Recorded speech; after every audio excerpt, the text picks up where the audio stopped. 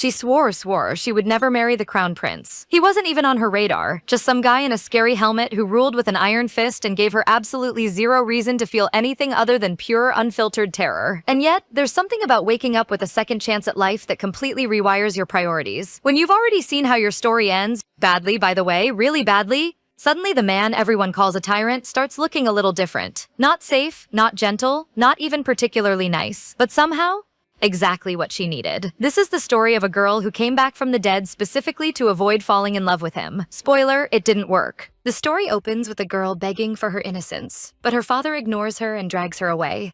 Earlier, the palace had fallen into chaos. The princess was poisoned, and Lady Yuelian was blamed by her former partner, Mikkel. That accusation spread suspicion through the whole palace. Even though Yuelian strongly denies it, and despite their messy past, no one lets the charge go. The emperor then orders her locked up in the dreaded Chamber of Shadows. Yuelian feels completely abandoned. It brings back painful memories of her cold father. Her despair gets even worse when her father gives her a dagger, and a meeting with the cruel crown prince only adds to her terror. In the end, Yuelian takes her own life, even though the crown prince tries to stop it too late. Then the story shifts, hinting that she has been reborn and setting up a much deeper mystery. Yuelian decides to break up with Mikkel. He's shocked, but she's set on avoiding the tragic fate from the novel. Mikkel lashes out and tells her never to show her face again. Her oddly happy reaction leaves him stunned, and he wonders if she's just doing this for attention. Later, she runs into her father, Duke Legis. She tells him she broke up with Mikkel. To her surprise, Duke Legis reacts in a way she didn't expect. Yuelian retreats to her room, where her maid mistakes her yawning for crying. The maid keeps misunderstanding things and mentions Yuelian's heartbreak to Duke Legis. The next sunny morning, Yuelian wakes up feeling hopeful and sure it'll be a good day. But things get strange when Duke Legis, who almost never eats with her, calls her to breakfast. The meal quickly turns awkward as his attitude shifts, clearly affected by what the maid told him the night before. Yuelian grows self-conscious and thinks her father sees her as pathetic next to his famous war record and heroic image. Then Duke Legis suddenly asks what kind of man she likes. She immediately worries he's planning to marry her off for succession. To stop that, she boldly says she wants someone stronger than her father, something that sounds nearly impossible, even to him. Soon after, he shocks her again by asking her to go out with him. It's something she's never experienced in all 18 years of her life. They head to a busy shopping street, with merchants loudly trying to sell their goods. To Yuelian's confusion, her father buys nearly everything that catches her eye, leaving her totally puzzled. After getting overwhelmed by the crowd, she slips into an armor shop, where she runs into a tall, sharp-eyed man who makes the day even stranger. Things get tense when the man's reaction annoys her. She notices he's handsome at first, but his attitude quickly gets on her nerves, and she tells him the item he wants is the one she was looking at, armor polish. The merchant is confused, but Yuelian insists and claims she needs it because her accessories have lost their shine. While the merchant goes to bring out a big supply from storage, the man takes what he needs, leaves one gold coin, and starts to leave. Yuelian follows to correct him, bumping into him and realizing he must not know local prices. She quietly explains that one gold coin can buy 10 bottles of armor polish. Back with her father, Yuelian, tired and confused by his strange behavior all day, stumbles while walking on the stairs. Her father quickly catches her and carries her to the carriage. Even when she asks him to put her down, he refuses. While carrying her, he gives her odd advice, telling her to find someone she likes soon. Then a strange feeling rushes through Yuelian's body, and she faints in his arms, leaving him panicked. After 4 days unconscious, Yuelian wakes from a dream of her father crying at her bedside, only to find him gone.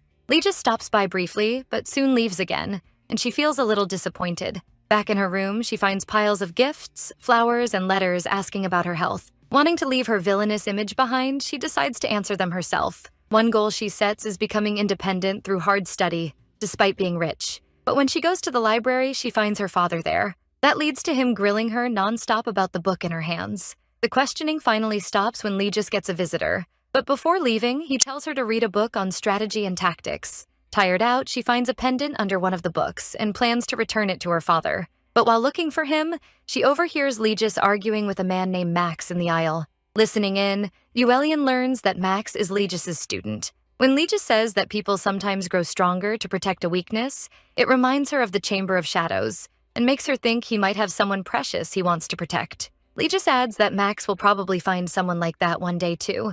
Max smugly replies that he hasn't found someone to protect, only a rat. Juelian takes that literally and thinks there's an actual rat in the house. Lee just realizes Max means Juelian and coldly warns him not to hurt her, saying he won't go easy on him, even if he's Max. But Juelian still doesn't understand that Max sees her as Legis's weak point and keeps thinking he meant a real rat. Back in Legis's room, the butler tells him that Mikhail keeps sending Juelian letters and pushing for a reply. The letters talk down to her, which enrages Legis. He orders the butler to keep every one of them from Juelian and burn them all. Meanwhile, Juelian gets an invitation from Rosemary, which she sees as a chance to change her bad fate. She personally writes back, decorating the letter with lace and flowers. Rosemary says she admires Juelian despite her past cold behavior. Their letters soon become gossip among the noble ladies. After overhearing this, Mikhail decides to attend Rosemary's party, maybe hoping to settle things with Juelian. Juelian goes shopping for Rosemary's gift, escorted by a ridiculous 12 knights because of her father. She visits Ion Theodore's workshop, knowing he'll one day become a master craftsman, and orders a present from him. Meanwhile, at the Floyans Manor, the butler shows Legis a list of possible suitors for Jewel. When he sees Maximilian Cassian's name, Legis frowns and immediately has it removed. Before he can deal with the rest, he's urgently called to the palace. While shopping, Jewel spots a shiny item she thinks would make a perfect gift for her father. As she considers buying it, Radian, Mikhail's cousin and a famous gossip, approaches and notices exactly what she picked. Legis is called to the Asha Empire Palace to investigate the assassination attempt, and he has to stay there for a few days to protect the Emperor. Meanwhile, Max watches Legis speak with his knights, including asking about Jewel, and he feels pleased, convinced she's Legis's weakness. Elsewhere in the city, the gossip-loving Radian enjoys stirring trouble. He tells Mikhail he saw Jewel buying cufflinks for some new man. That night, Jewel waits nervously for her father so she can return the pendant and give him the cufflinks. But her maid comically gets it wrong and assumes she's upset because her father isn't home. Then Max sneaks into Jewel's room, though his reason isn't clear. Jewel wakes up to his presence and calmly tells him he has the wrong room. Max is struck by how fearless she is and realizes she's the girl from the armor shop. They clear things up. Max isn't an assassin, just her father's student, which relieves Jewel, even though she first thought he might be a ghost. The moment turns dangerous when a palace guard hears voices in the ladies' room. Max instantly draws his sword and presses it to Jewel's neck to keep her quiet. As they deal with the situation, Jewel picks up on what Max wants her to say to the guards, and they manage to send them away without suspicion. Once the guards leave, she asks Max to let her go. Max admits he has nowhere to stay, and Juvel feels sorry for him, guessing he got kicked out and came looking for her father, only to get lost. So she lets him stay in her room for the night, gives him a pillow, and falls fast asleep. This completely throws Max off. He came to remove Legis's weakness, but now he's lying beside Juvel, his supposed target, and getting strangely sleepy himself. When she wakes with a start, she finds Max asleep right next to her and can't help noticing how handsome he is. Then her imagination runs wild, and she panics that this could turn into a scandal and end up in the papers. When she reaches out to wake Max, he reacts on instinct, and Juvel falls to the floor. Max wonders how he ended up there, while Juvel thinks he acts like a grumpy cat she knew as a child. Expecting her maid soon, Juvel tells Max to hide in the closet, so no one gets the wrong idea about them spending the night together. The maid tries to come in but finds Juvel's door locked. Inside, Juvel shuts Max in the closet and answers the maid, who asks why the door is locked. Juvel says she was worried someone might barge in, but the maid laughs it off, saying even thieves stay away from the Floyan house. Max waits quietly in the closet, wondering why he acted so irrationally and thinking about how strange Juvel is. Then he hears odd sounds from the room and starts imagining weird things. He doesn't know the maid is just putting ointment on Juvel's bruises, which Max caused himself. Later, Juvel opens the closet and invites Max to breakfast. Her kindness makes him blush. Juvel unknowingly gives Max a cucumber sandwich, not knowing he hates cucumbers. Max works up the nerve to eat it, briefly forgetting why he came to Juvel's room in the first place. Meanwhile, at the Ashet Empire Palace, Duke Elios meets the Emperor and suggests setting a trap instead of keeping Duke Lugus only as the Emperor's guard. The Emperor doesn't look pleased, but he seems sure he can control Lugus with a mysterious ring. Back in Juvel's room, she reads while growing sleepy and watches Max sleeping nearby. When Max wakes and asks why she's staring, Juvel starts wondering when he plans to leave.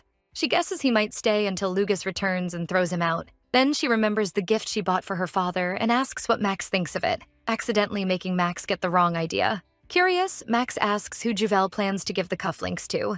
Her vague answer only confuses him more. Knowing she used to like Mikhail, Max assumes the gift is for him so they can make up. That thought makes his voice turn sharp. Irritated, Juvel explains she wants to get closer to her father, and the cufflinks are for him. Max smiles when he hears that, though he still says cufflinks aren't very useful for a swordsman. Even so, he assures her that her father will value the gift. At the Imperial Palace, Lugus is resting in a tree when a knight rushes over with news about Juvel, making him jump down at once. The knight says Juvel has been worried since Lugus left and is too unwell to leave her room. That makes Lugus clench his fists and head straight to see the Emperor. While Juvel struggles to write a letter to her father, Max quietly watches her. She asks him what he usually talks about with Lugus. Max keeps quiet, not wanting to admit Lugus often boasts about her. So Juvel decides to write the letter herself. An hour later, Max is shocked by what she wrote. It's an apology letter. He starts wondering how Lugus will react when he reads it. Back at the palace, the Emperor is furious that Lugus still hasn't caught the assassin. Lugus suspects Max is involved and figures he may be trying to turn him against the Emperor. Even while holding back his anger, Lugus shoots the Emperor a cold, hostile look. In the end, Lugus is ordered to remain one more day as the Emperor's guard. Later, Juvel goes to her father's study to leave the gift on his desk, but she finds a list of possible suitors for her. One name is circled in particular: Maximilian Cassianachet, the Crown Prince. Juvel instantly misunderstands and thinks her father plans to marry her off to the cruel, insane Crown Prince. She has no idea Lugus actually meant to cross that name off the list. Still shaken by the list, Juvel remembers the first time Lugus asked about her ideal man. The Crown Prince may seem perfect on paper, but he's also a cold-blooded madman who kills without hesitation. In Juvel's past life, he even tried to torture her. The thought crushes her, and she breaks down crying. At the same time, Max waits in Juvel's room and catches an assassin sent by the Empress to tell him he must return to the Empire right away. When Juvel comes back to her room, she starts desperately trying to think of a way not to be handed over to the Crown Prince. But Max is gone. As she looks for him, she notices a note on the table. It says, "Don't come looking for me. I'll come back when it's time." Somehow, someone has grown attached to her without her ever asking for it. Riding away on horseback, Max thinks about the note he left and wonders if being with Juvel has started to feel natural. He almost wishes the guard hadn't come for him so soon. Meanwhile, Juvel dozes off and wakes to the empty room, with Max still nowhere around. When she spots the gift for Legis, she starts worrying he may be angry about the pendant she found. Her maid notices Juvel has been acting oddly and assumes it's because the Duke is away, so she suggests Juvel go outside and get some sun. The maid's already set out snacks and cakes, but Juvel's favorite strawberry cake is missing. The maid panics and runs off to make one, leaving Juvel by herself. Juvel thinks that's probably better since she needs to figure out the pendant and suitor mess before her father comes back. But then Legis returns much sooner than she expected, shocking Juvel. She asks if he's had dinner yet and invites him to eat with her. Legis says he came back early because he'll never leave her alone again. His words confuse Juvel so much that she freezes. Then Legis asks to have dinner with Juvel and leads her to the dining room while holding her hand. There, he asks about the party she's attending and whether she already chose a partner, which makes Juvel nervous. She says she's still having trouble choosing from all the men who want to accompany her.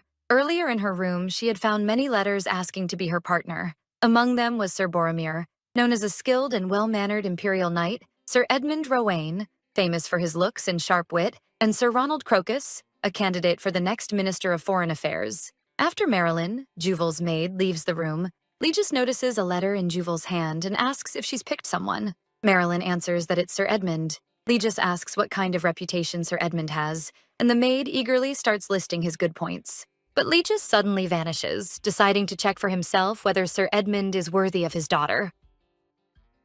Under Legis's glare, Sir Edmund can only shake in silence. Then Legis rises and coldly declares, "You are unqualified." Sir Edmund asks why Legis showed up at his home in the middle of the night, but the only answer he gets is, "You're unqualified." Back at the Floyen residence, the item Juvel ordered from the Theodore workshop finally arrives, and it's an impressive gift. Soon after, she's told Sir Edmund has come to answer her letter. Though she's struck by Edmund's handsome face, she still finds herself thinking of Max. Then Edmund suddenly drops to his knees and apologizes for agreeing to escort another lady instead. He says rumors in society made him think Juvel already had a partner. Juvel says that isn't true, but she accepts his apology. Relieved to be forgiven, he asks her to dinner, but one glare from Legis makes him take it back and hurry out, leaving Juvel baffled. At Salon Bloom's, where nobles gathered to trade gossip, Max overhears people talking about Juvel and guessing who will escort her to Rosemary's party. Some are saying Juvel has already gotten over Mikael. The gossip irritates Max so much that he drops his glass on purpose. He says it's disgusting to sit around talking about people like that. After that, Max heads inside and is met by Madame Fresha, the owner.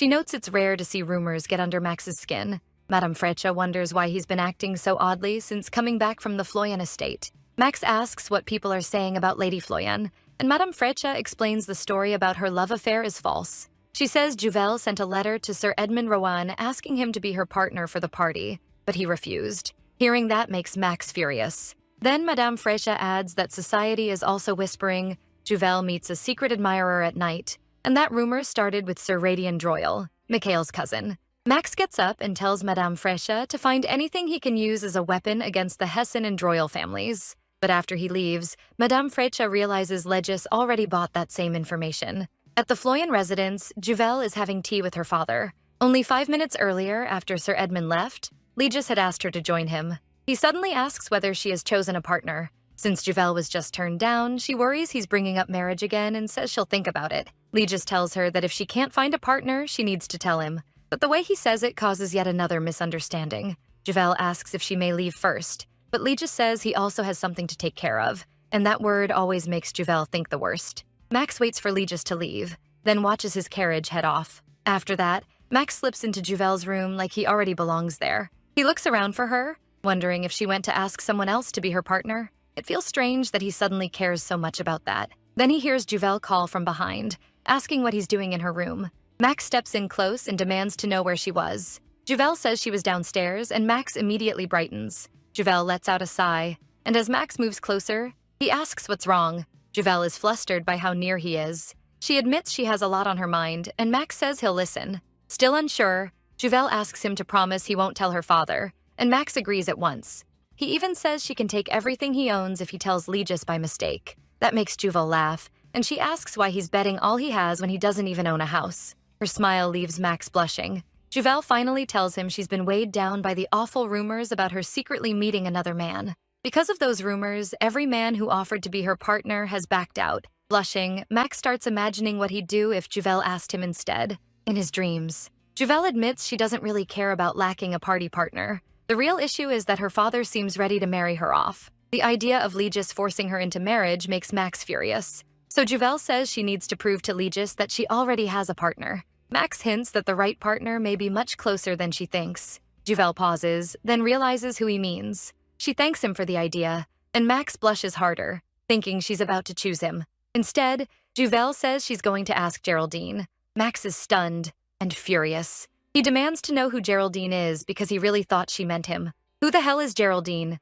Max blurts out. Juvel explains that he's her cousin and also her knight. That calms Max down, though he still can't understand why hearing it makes him feel so relieved. As Max gets ready to leave, Juvel gives him a pouch of money and says he can stay there if he needs to, which makes him blush again. Meanwhile, Legis stops Sir Ronald Crocus on his way to Floyan Manor. He pressures Sir Ronald to turn back, saying he's not worthy to be Juvel's partner, but Sir Ronald refuses and insists Juvelian will choose him in the end. When he calls Legis's daughter by only her first name, Legis's anger spikes, and Sir Ronald quickly backs off. At Floyan Manor, Juvel keeps thinking about the rumor of her secret lover, and suspects Sir Droyle spread it. She figures that if Legis wears the cufflinks, the rumor will disappear at once. During tea with Legis, she gives him the pendant and the cufflinks, leaving him speechless. From Legis's reaction, Juvel realizes asking him to wear the cufflinks may have been too much. She carefully brings up finding a partner for the upcoming party. Before she can explain, Legis says he'll attend with her. He thinks she was asking him to be her escort, and Juvel is left stunned.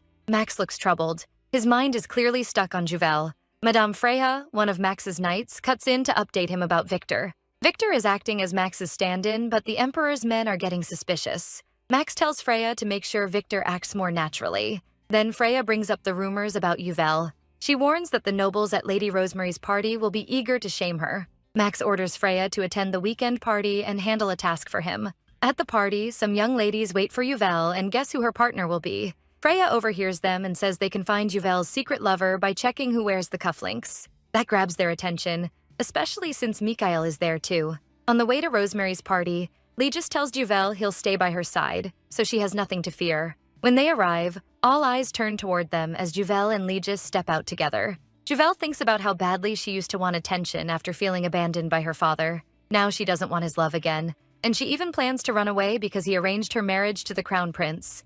Still, she wonders how Legis truly feels about her, because he treats her like someone precious. When he takes her hand to steady her, everyone notices the cufflinks he's wearing. They realize the gift was meant for her father, though some still suspect she bought another pair at the last second. Legis's cold glare scares them into silence. Mikkel sees this, and smugly decides Juvel still wants no man but him. Rosemary and her mother come to welcome Legis and Juvel.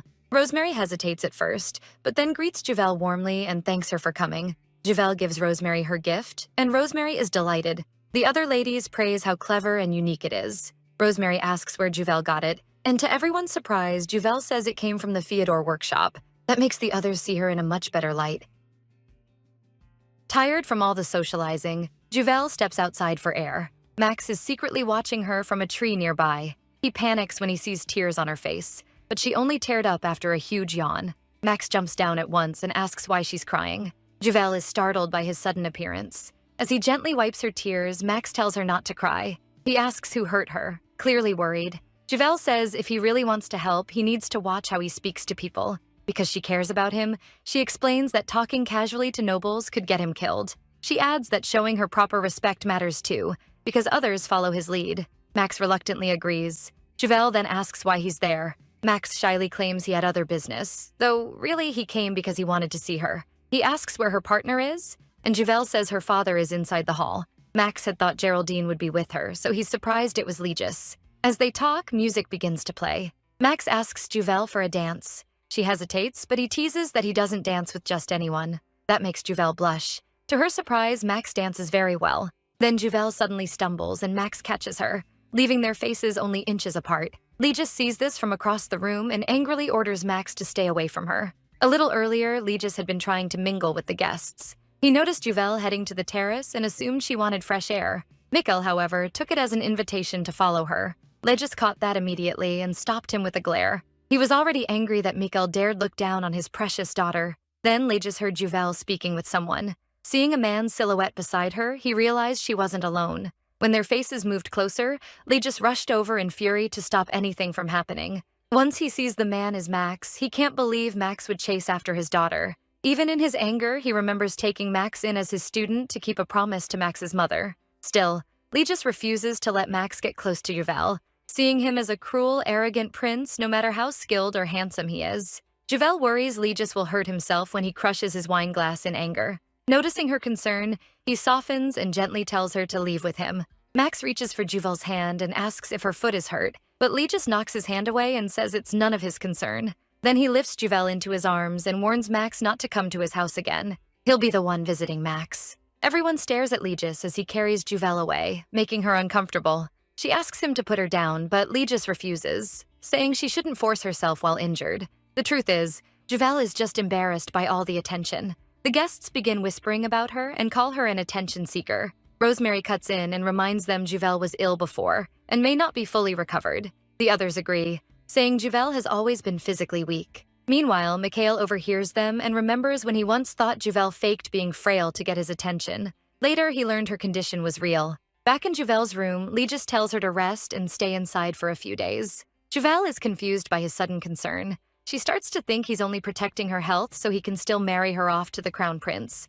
Juvel thought breaking things off with Mikhail had solved her problems, but now she may be in even deeper trouble. At Salon Bloom's, Max can't stop thinking about Juvel after that day. He even dreams about catching her and imagines their faces getting even closer. After that, he tells Madame Freya to send Juvel an invitation. Freya warns it won't be easy since Juvel is now so popular and flooded with invitations. At the same time, Juvel is buried under piles of invitations. When the butler brings another letter from Earl Herand, from the Empress's mother's family, she doesn't even have the energy to answer. Juvel believes Legis is busy arranging her marriage to the crown prince, so she knows she needs an escape soon. Then someone knocks on her window, and it's Max. Juvel suddenly gets an idea, invites him in, and asks him to date her. The letter from Earl Herand was actually the one Max had Freya send. When Juvel never replied, Max came to see her himself. He even waited until Legis was out before visiting. And instead of trouble, he ends up getting asked out by Juvel. Max is thrilled and instantly starts imagining a future family with Juvel, but his fantasy crashes when she explains that the relationship would only be a contract. Juvel thinks Max is the perfect fake partner because he's skilled with a sword and also Legis's student, but Max clearly doesn't like the idea. Juvel tries to sweeten the deal so he'll agree, but he only looks more upset. Then she says the contract ends once she leaves the house, which throws Max off. He asks why she'd choose something that would make her miserable. Juvel explains that her father has chosen a man she can't refuse. Max asks who it is. After making him promise again to keep quiet, she reveals the name, Maximilian Cassianache. At first, Max isn't fully paying attention, but then it hits him that she just said his name. He feels awkward and uneasy because he knows the truth. Juvel wants to pretend she's dating someone so Lee just won't force her to marry the crown prince. Still, Max tries to argue that the crown prince might suit her, and that marrying him could help her since he'll become the next ruler. But Juvel refuses. She says she'd rather stay alone forever than marry that sadistic tyrant. Max is stunned and leaves, completely downcast. Juvel is left wishing he would at least give her a clear answer. Max returns to Salon Blooms in a gloomy mood, leaving Madame Freya confused. He suddenly asks why a woman would want to avoid her future husband. Freya wonders if there might be some reason beyond simple hatred for the man. She suspects this involves Juvel, but Max denies it, almost slipping up about their earlier talk. Noticing Freya's interest, Max stops himself and changes the subject. Then Freya shares troubling news. Isabel has sent another assassin to kill him. Max remembers Juvel's rejection of the cruel crown prince and surprisingly decides to spare the assassin, shocking Freya because she's never seen him act like this. Max then asks about any marriage proposals, and when there are none, he leaves at once. At Salon Blooms. Meanwhile, in the Floyan house, Juvel and Legis share a calm dinner, though Juvel quietly hopes he won't bring up marriage. Out of nowhere, Legis mentions the crown prince, catching Juvel by surprise. She quickly tries to turn the talk elsewhere by asking about the First Empire and its artifacts. That makes Legis go pale. He abruptly excuses himself, claiming urgent business. Juvel is left confused, since this is unlike him. Legis is rattled after learning Juvel is researching the imperial family. He fears she may discover the truth about the ring. He assumes she may have heard bad rumors about the cruel crown prince, yet she seems strangely calm about it. Worried about her happiness, Legis decides he has to act. When Juvel calls out to him, he startles, but she is only showing real concern for him. Juvel worries she said something wrong at dinner, but Legis just smiles and says they should head inside before it gets colder. As they walk, he tells Juvel to learn more about the crown prince, which only confirms that he plans to marry her to that cruel crown prince. Juvel agrees on the surface, but privately she has no plan to go along with it. After Juvel leaves, Legis vows to protect her happiness and keep her away from Max. At the same time, Juvel starts thinking about asking Max for a contract relationship again. Still feeling low, Juvel gets a letter from Lady Rosemary asking how she is and inviting her to a tea party. Juvel takes it as a chance to hear what high society thinks of the crown prince and learn what he hates. Meanwhile, Rosemary is thrilled to hear Juvel has recovered and wants to come to the tea party. The other ladies are excited to meet Juvel too.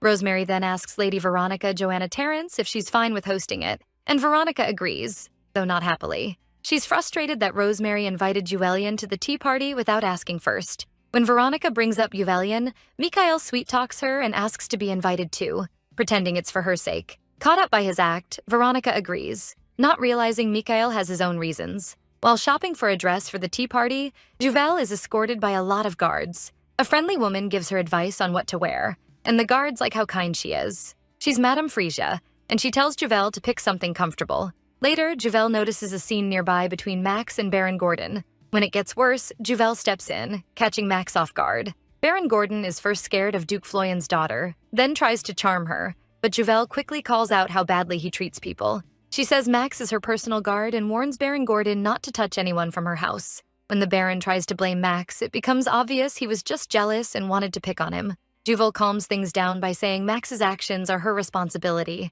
and tells the Baron to insult her instead. Unable to disrespect Juvel, Baron Gordon apologizes, and she tells him to say sorry to Max too, but Max's glare sends him running. Max thanks Juvel, though the way he does it makes her uneasy. Then he says he wants the contract relationship. Juvel quickly covers his mouth, warning him not to say anything important where others can hear. The people around them get even more confused. Juvel tells Max to come with her, and once they're in the carriage, she says she thought he was rejecting her because he never answered. The real reason Max took so long is that the cruel tyrant Juvel hates is actually him, but he still can't tell her that. Juvel asks why he went to the arcade if he wasn't shopping, and Max gets touchy, asking what was wrong with that.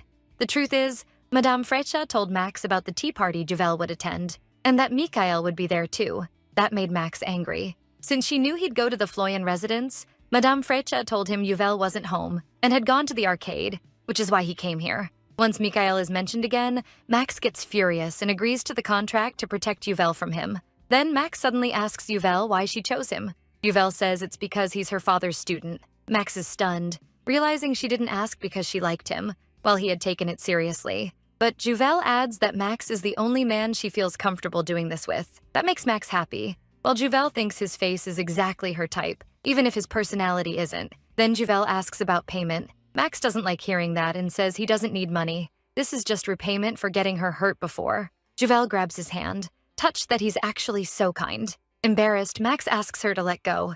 Yuval says they have to act like real lovers now, so they can't avoid skinship, holding hands, linking arms, and calling each other by name. Then Yuval realizes they never properly introduced themselves. Just as Yuval starts to say her name, Max cuts in and says he already knew it. That bothers Yuval, since he knew her name all along but kept calling her you. Still, she says she knows his name too because she heard her father use it. Thinking Max is a nice name, she says he'll become a great person someday. Then Yuval brings up the contract again, and Max's mood drops right away. Even though he already refused payment, Yuval insists they still need a contract to protect both of them. Max says he trusts her and knows she wouldn't hurt him.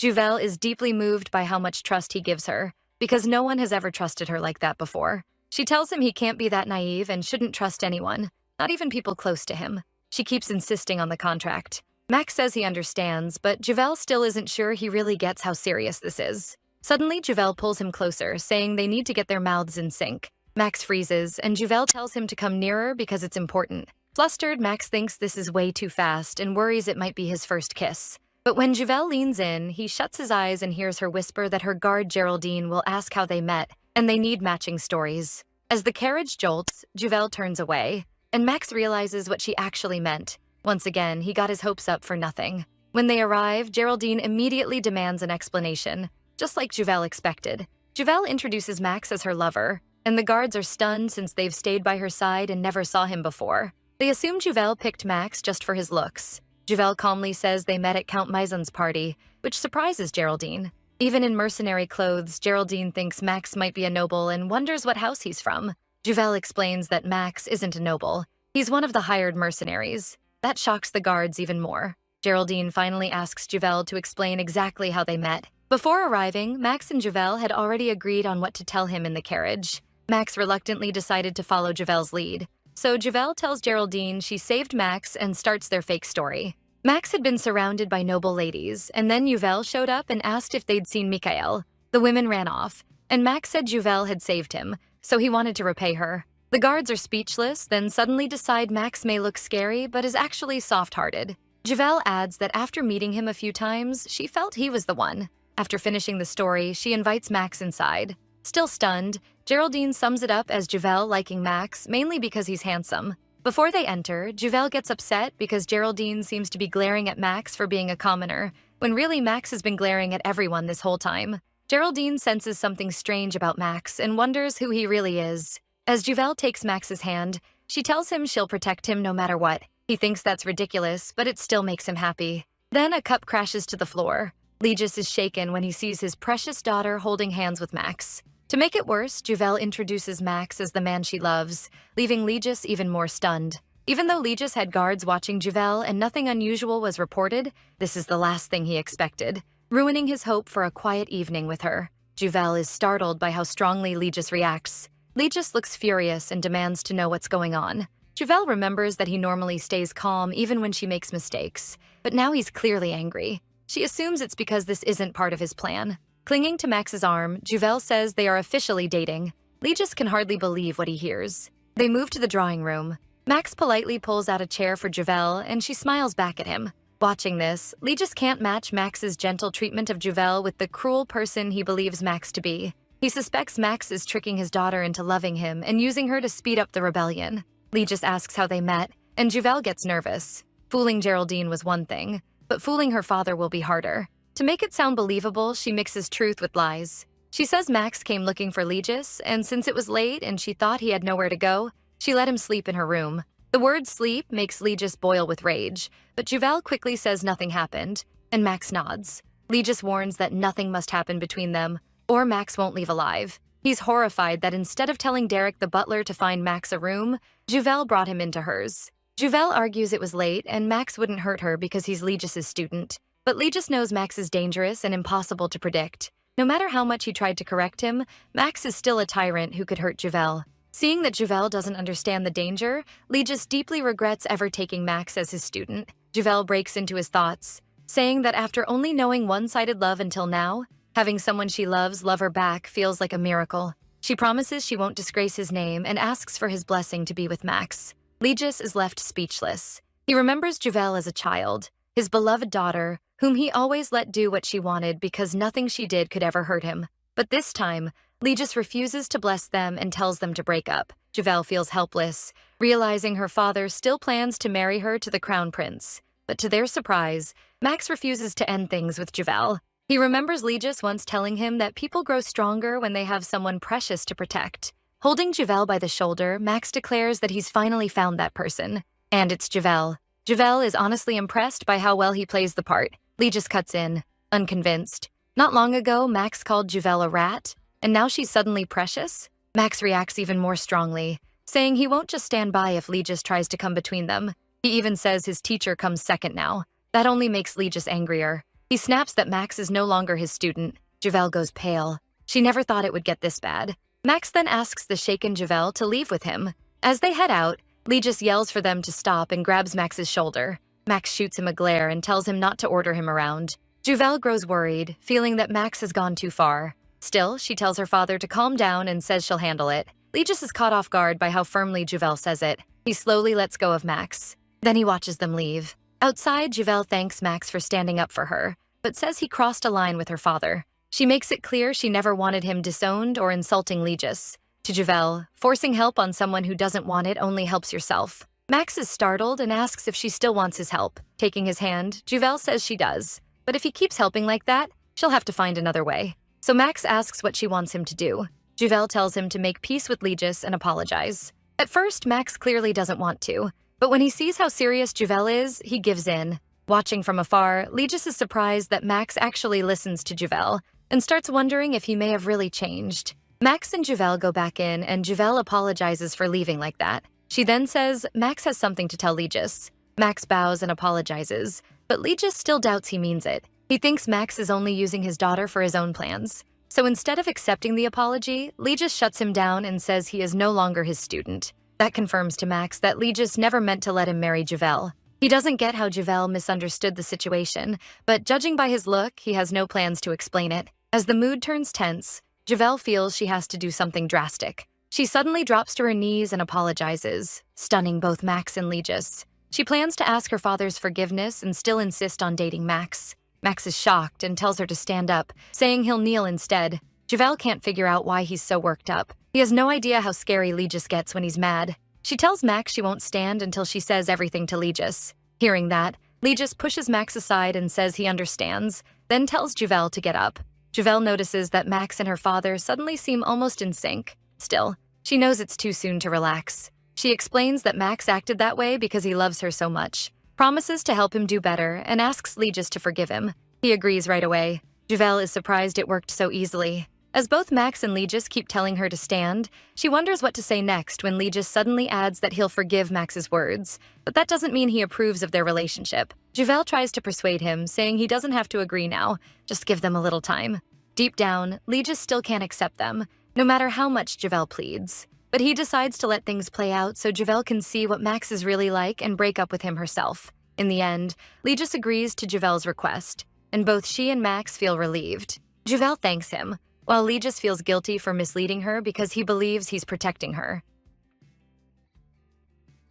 Juvel is thrilled, thinking her father approved the relationship. As she and Max drink tea, she reminds him to write up the contract and asks if he wants anything from her. Watching the elegant way Max drinks his tea, Juvel wonders if he might be the runaway son of some noble family. Then Max suddenly blurts out that it's the worst tea he's ever tasted. That makes Juvel think he can't be a noble after all, since the tea is top quality and even her father's favorite. Max finishes writing the contract and gives it to Juvel. After reading it, Juvel sees it's a complete mess and needs fixing. She spends a while editing it, then finally shows the finished version to Max and asks if he wants anything changed. But the second he reads it, he tears up the contract Juvel worked so hard on. Juvel is left speechless. She thinks that if Max had a problem with it, he could have just said so. It reminds her that he's never cared much about her feelings. He used to leave without a word after she looked after him for days, vanish without answering her, and snap at her again and again. Juvel realizes that if they go through with this contract, they'll be seeing each other often, and she doesn't want to be looked down on anymore.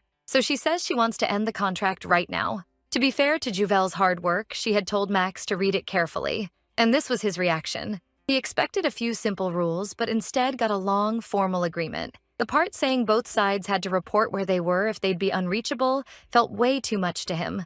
He didn't even demand that from his subordinates. Then another clause annoyed him even more. It said their dates should, if possible, happen in crowded places. Max tore it up out of pure pride, feeling like Juvel was treating him like some pet to show off. But Juvel doesn't stay quiet. After seeing that, she decides to end the deal before it's even signed, which completely shocks Max. He argues that they already got Legis's permission, so quitting now isn't an option. He reminds her she's supposed to marry the crown prince otherwise, even insulting himself by saying that if she won't fake date him, she'll end up with that trash tyrant. It's almost like he's arguing against himself, but Juvel stands firm, saying they aren't a good match and will only wear each other out. Seeing she won't budge, Max says she's deciding too fast. Juvel points to the torn contract as proof that he has no intention of meeting her halfway and says she can't sign with someone like that. Max is caught off guard and remembers how often he treated his subordinates the same way, ripping up papers they brought him. For him, destroying documents is practically a habit. Juvel then tells him she hates being ignored because it hurts her pride and ruins her whole day. Max hears her out, but his pride still tells him he's the one helping, so why should he be careful with her? Yet Juvel seems to read that on his face and says, if helping her is that hard for him, then they should just stop, since she's the one who asked. Max struggles over what to do. Part of him knows that if he keeps being stubborn, he may never see Juvel again. The other part tells him not to care. But when he sees how down Juvel looks, he quickly chooses to drop his pride and apologize to her. Then he obediently signs the contract. The sudden shift confuses Juvel, but at least it works out. Juvel is relieved the contract is finally done, while Max feels strangely manipulated. Juvel is excited to finally act like they're a real couple. She plans to ask Max to go with her to the tea party at Count Terrence's home. Max asks if she knows who'll be there, and Juvel mentions Lady Rosemary and a few other friends. From that answer, Max realizes she has no idea Mikhail is coming too. He suddenly stands and declares that he'll go with her. Juvel wonders why he seems so eager. On the day of the tea party, everyone is surprised when Veronica brings Mikhail with her. She says she followed the rules as host and invited whoever she wanted. Rosemary objects, saying the guest list should have been agreed on first. Mikhail cuts her off, saying Rosemary is the one who usually acts without asking anyone. He grabs Veronica's shoulder and calls Rosemary strict with others but easy on herself. Some of the other ladies agree, pointing out that Rosemary also got permission only after inviting Juvel. So to them, letting in 2 exceptions isn't a big deal. Mikhail smirks and thanks them with a pleasant smile.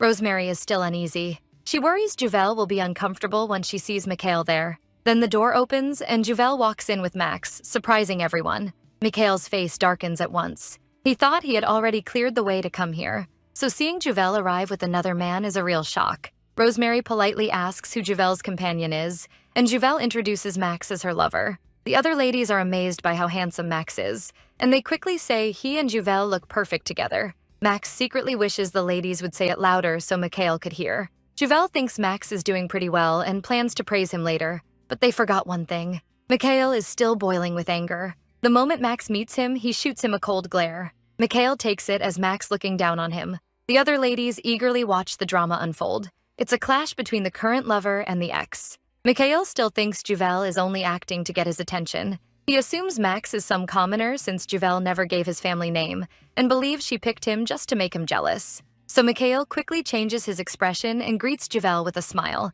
That instantly irritates Max, while Juvel wonders why Mikhail is acting so friendly. Still, Juvel ignores his hand and answers him calmly. Then she thanks Max for coming with her. Max takes Juvel's hand and pulls her close, clearly trying to show Mikhail that Juvel is with him now, while Juvel thinks he's just nervous from the look on his face. Then Rosemary cuts in and invites Max to stay for the tea party, which makes Juvel nervous. The other ladies agree with Rosemary, and Juvel gets even more worried.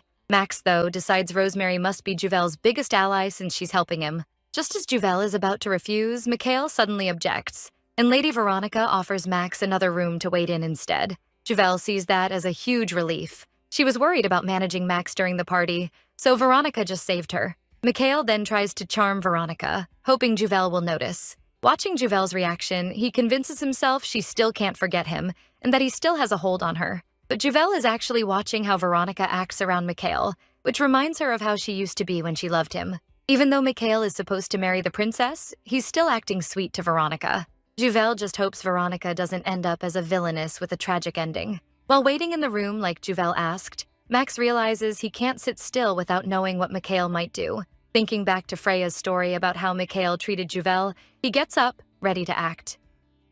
Meanwhile, Mikhail keeps up the act, trying to make Juvel jealous by asking Veronica to go on a picnic sometime, and Veronica takes it seriously. He wants Juvel to watch everything and react like she used to, but Juvel isn't paying attention to him at all. She's busy talking with Rosemary and the other ladies about Max. When his plan fails, Mikhail feels crushed. Then Rosemary suggests that Juvel join their tasting group as the newest member. Juvel is caught off guard and politely refuses. Mikhail still can't believe what he's seeing. Juvel's attention isn't on him at all. It's on the ladies. As they excitedly welcome a new member, Juvel struggles with whether to accept. But Veronica objects and reminds everyone there are proper steps for joining. Just as Juvel is about to decline again, she notices something and is stunned to see Max up in a tree outside the window. Now Juvel is worried someone else will spot him, so she can't focus on Rosemary explaining the requirements. When Juvel keeps staring at the window, Mikhail follows her gaze and spots Max in the tree, leaving him shocked. Juvel is too busy thinking about how to get Max back inside,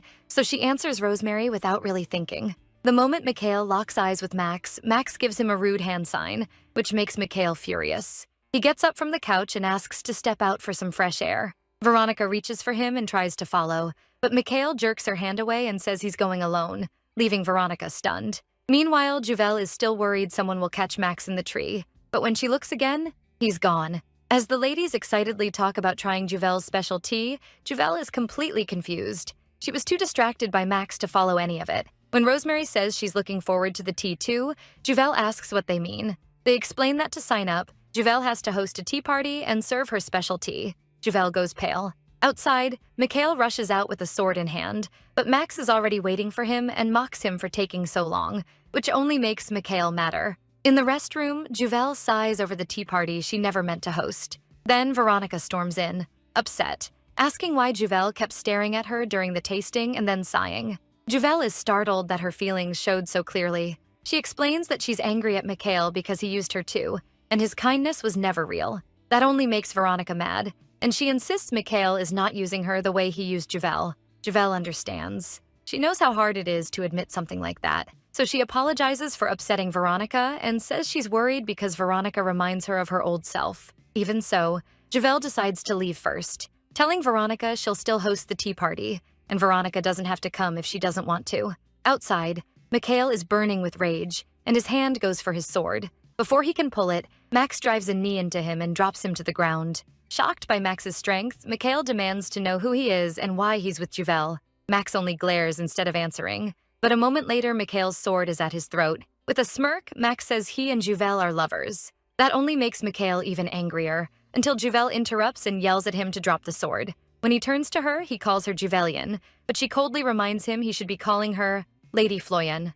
As Mikhail lowers his sword, he feels Juvel slipping away from him because of Max. In front of Juvel, Mikhail questions their relationship, and she fires back by asking why he pulled a sword on her lover. As he tries to explain, he calls her by name again, and Max cuts in, telling him to address her properly as Lady Floyan. That sets Mikhail off, and when he's about to draw his sword again, Juvel warns that her father won't overlook a palace knight drawing steel so easily. Then, to Mikhail's disbelief, Juvel runs to check if Max is hurt. Seeing that, Mikhail grabs her hand and begs her to listen. Max instantly snaps and orders him to let go of Juvel's hand, but Juvel calms Max and says she wants to speak with Mikhail for a moment. Max frowns, while Mikhail takes it as proof she's chosen him. But when he suggests going somewhere private, Juvel firmly tells him to let go of her hand. That leaves Mikhail stunned, while Max clearly comes out on top. After Juvel pulls free and puts Mikhail in his place, he shouts that she's ignoring him for some uneducated commoner. Juvel and Max just turn back in confusion.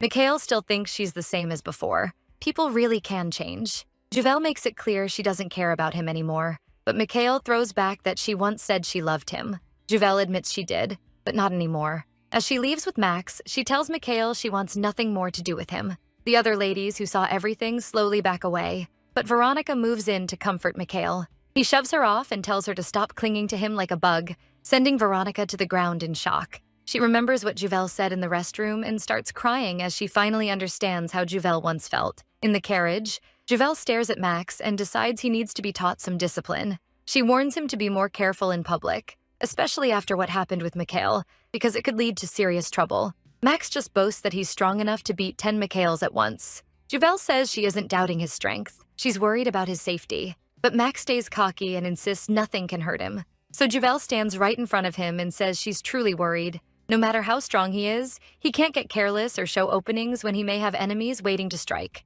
Her words bring back memories of her past life, when the enemies she made left her alone at the worst moment. Seeing her face, Max says he'll do as she asks, surprising her. She hesitates, unsure he really gets that his life could be at risk. Max says he understands. She doesn't want him attacking nobles or fighting back against them. Relieved, Juvel thanks him for understanding. Still, Max admits he enjoys putting annoying people in their place. Even so, seeing Juvel worry about him makes him think being nice might be worth it. Back at the Floyan house, Max is stunned to learn Juvel's dinner invitation wasn't meant for just the two of them, but includes her father too. Legis fixes Max with a sharp stare and tells him to sit. Max freezes, so Legis repeats himself even more harshly. Seriously, Dad, be a little nicer to Max. Juvel had no idea her father was actually home, which is why this turned into such an awkward surprise. Max sits beside her as the servants bring out the food. Juvel quietly tells Max to use the outer spoon for soup, which confuses him since he already learned proper manners long ago. But before he can say anything, Juvel gives him such a trusting look that he decides to follow her lead. Then a servant asks how they want their steak cooked, and Juvel quickly orders both hers and Max's medium rare. Max goes pale because he hates undercooked meat. Still, he keeps following Juvel's directions on the utensils and misses his chance to object. Legis watches as Juvel wipes sauce from Max's face and thinks Legis thinks Juvel has been fooled again and shouldn't trust men so easily. When the steak is served, Juvel insists on cutting Max's for him herself. Max feels awkward about it. Watching this, Legis calls Juvel over. He doesn't like Max making her use her delicate hands to cut his food. Max tenses up when he sees Legis point a knife his way and worries for his life. But Legis only wants Juvel to hand over Max's plate so he can cut the steak himself. Juvel takes it as her father trying to get along with Max. While cutting the meat, Legis notes that the inside doesn't match the outside, using the steak as a jab at Max's attitude toward Juvel. Max, however, catches the meaning right away and sees through Legis acting like he accepts them. But Juvel assumes her father is only talking about how medium-rare steak looks. Then Legis suggests they have tea together later. Juvel reads this as proof that Legis cares about Max, while Max really wants time alone with her. Even so, Juvel agrees and offers to serve tea she made herself. Legis and Max are both moved hearing she'll make tea for them personally. Then the butler steps in and tells Legis that the Emperor urgently summoned him to the palace. Juvel tells Legis it's fine to go and they can have tea another time, but Legis says Juvel's tea matters more, and Max quickly agrees. So the three of them end up having tea together. At the same time, Juvel quietly worries the Emperor may hate her. Legis praises her tea, which makes Juvel happy. After that, Legis asks Juvel to leave first because he wants a word with Max. Once Juvel is out of the room, Legis asks Max what he really wants with her. Max immediately stands and demands to know what Legis means by that. Then he suddenly stops, realizing just how deep his feelings for Juvel have become. Still, Legis presses him and tells him to quit pretending to be Juvel's lover. Blushing, Max admits he loves her, and Legis is stunned. Max insists his feelings are real, and says he truly fell for Juvel. He thinks back on the time they spent together, how he first got close to her for his own reasons, but ended up feeling calm and comfortable around her. Around Juvel, he doesn't feel the need to act tough. He'll even do things he normally can't stand. Even losing to her doesn't bother him anymore because he's scared she might leave. All of that made him realize that he loves Juvel. Legis still can't believe what he's hearing, but Max says he won't change his mind, no matter how shocked Legis looks. He also complains that Legis keeps treating him like a demon when he isn't one. Even after Max says he's not a demon, Legis still sees him as the one who stole his daughter. Max firmly says he has no intention of breaking up with Juvel, leaving Legis speechless.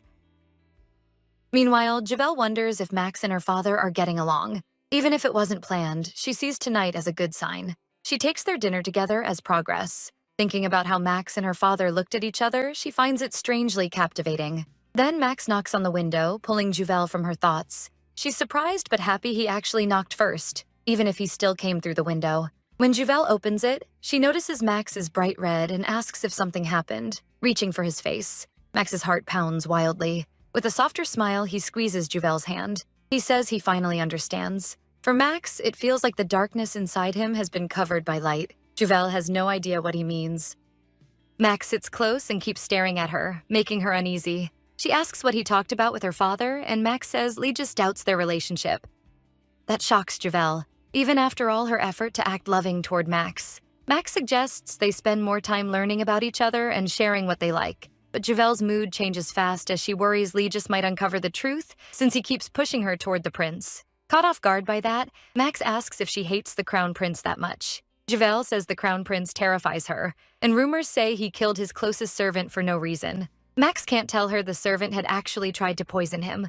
Even though he tries to stop her from judging the crown prince by rumors, Juvel is still afraid the prince could kill her. Feeling stuck, Max asks if she'd marry the crown prince if he promised not to kill her. A chill runs through Juvel. She starts thinking Max is oddly obsessed with the prince, but says she might consider it if the crown prince promised to spare her. Max is thrilled and thinks that if he just tells Juvel he won't kill her, they can marry. Juvel, meanwhile, can't stop shivering with the crown prince's image stuck in her mind. Suddenly, Max stands and says he should leave, wanting to fix his reputation. It's time for him to head back to the palace. As Juvel sleeps, she feels uneasy and dreams about her childhood with her mother. In the dream, her mother says they're playing hide-and-seek and tells her to stay hidden in the wardrobe until she says it's safe to come out. Little Juvel asks if her father will play too, but her mother suddenly says the other person is a monster and warns her not to let it find her. Scared, Juvel asks what happens if the monster does. But before her dream mother can answer, a huge hand grabs her small neck, and the crown prince appears,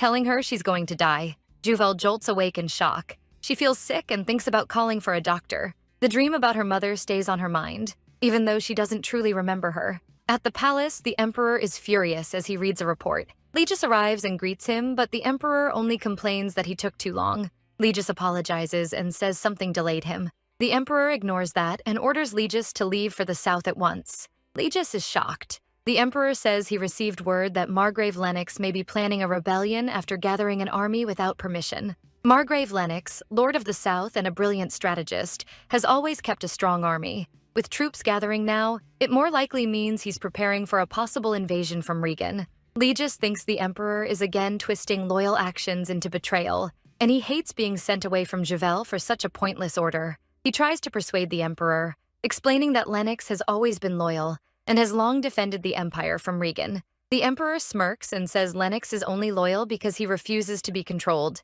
He adds that he never doubts Legis's loyalty, since Legis has no choice but to stay by his side. That leaves Legis both angry and helpless. He wants to kill the emperor, but can't, not now, when all he can think about is Juvel being left behind. His precious daughter still carries the wounds he caused. She suffered just for loving a father he believes never deserved it. Legis thinks he deserves Juvel's hatred forever, because what he did can't be forgiven. Even so, his love for her has never changed. He wonders if he can simply remove the collar on his neck and finally love Juvel freely. His thoughts are cut off when someone enters, shocking both him and the emperor. It's Max in his crown prince form, cheerfully saying he missed his father. The emperor is completely thrown by his sudden appearance. Max asks if they were discussing something important, then fixes the emperor with a cold stare and demands to know what it was. Fear hits the emperor as he realizes Max has grown strong enough to threaten him. He worries Max may move against him if Legis is gone.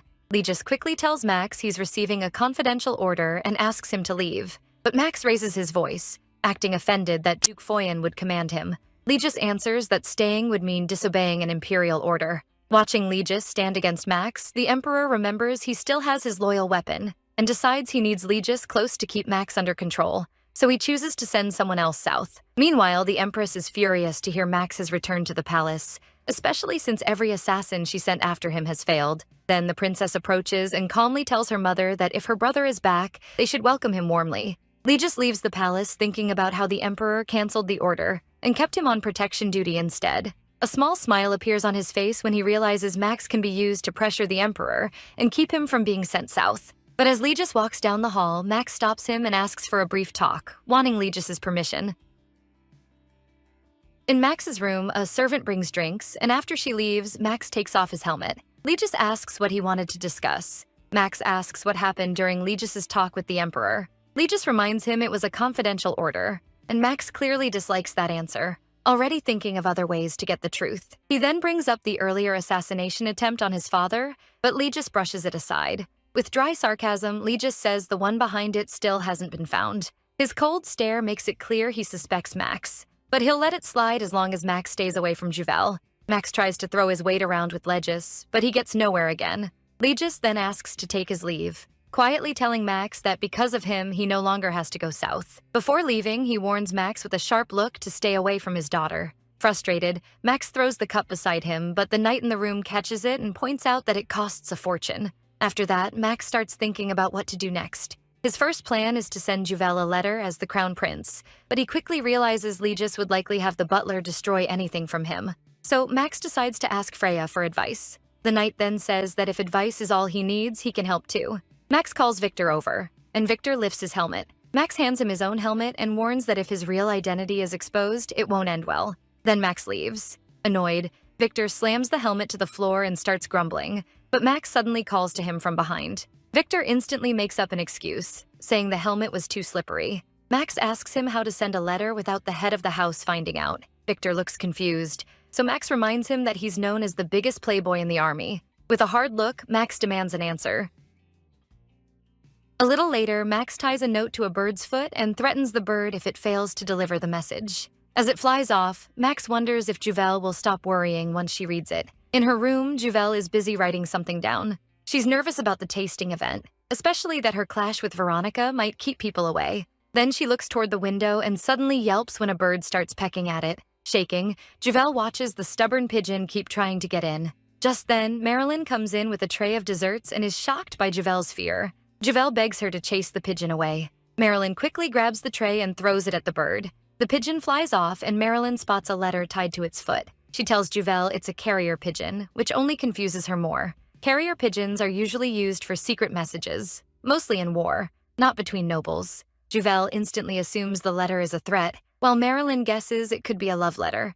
Juvel can't shake the feeling that something dangerous is behind it. The pigeon returns to Max, and his anger makes the poor bird tremble.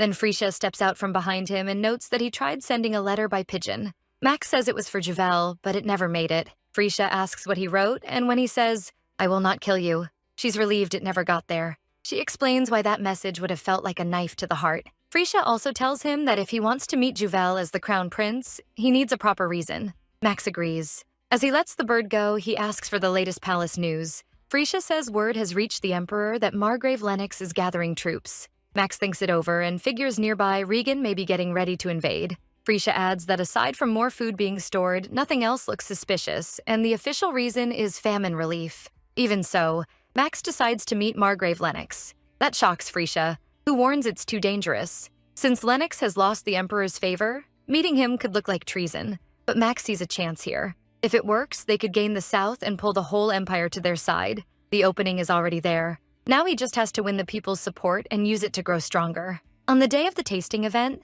Juvel is still tired from last night's pigeon scare, though she's glad things worked out. Marilyn tells her the guests have arrived. Rosemary warmly greets her first, and Veronica comes right after. Juvel is surprised Veronica actually showed up. By custom, both the master and mistress of the house should welcome guests, even at a small gathering. But knowing her father, Juvel assumes he won't bother and plans to handle it alone. Then the guests suddenly stare past her in surprise. One lady quietly asks Rosemary if Juvel has an older brother. Rosemary says no, leaving Juvel confused. When she turns around, she's stunned to see Legis coming down to greet everyone. Juvel can't believe it. She never told him about the party because she thought he'd never come out for something like this. The guests bow to Legis, but he tells them to skip the formalities. He says he's proud that Juvel arranged the party on her own and gently pats her head. Flustered, Juvel thanks him. She can feel how much he's changed, treating her like a truly treasured daughter. When the tea is served, Rosemary is impressed by the taste, and the others praise it too. One lady asks how Juvel made the flavor so special. Juvel spaces out for a moment until someone calls her name.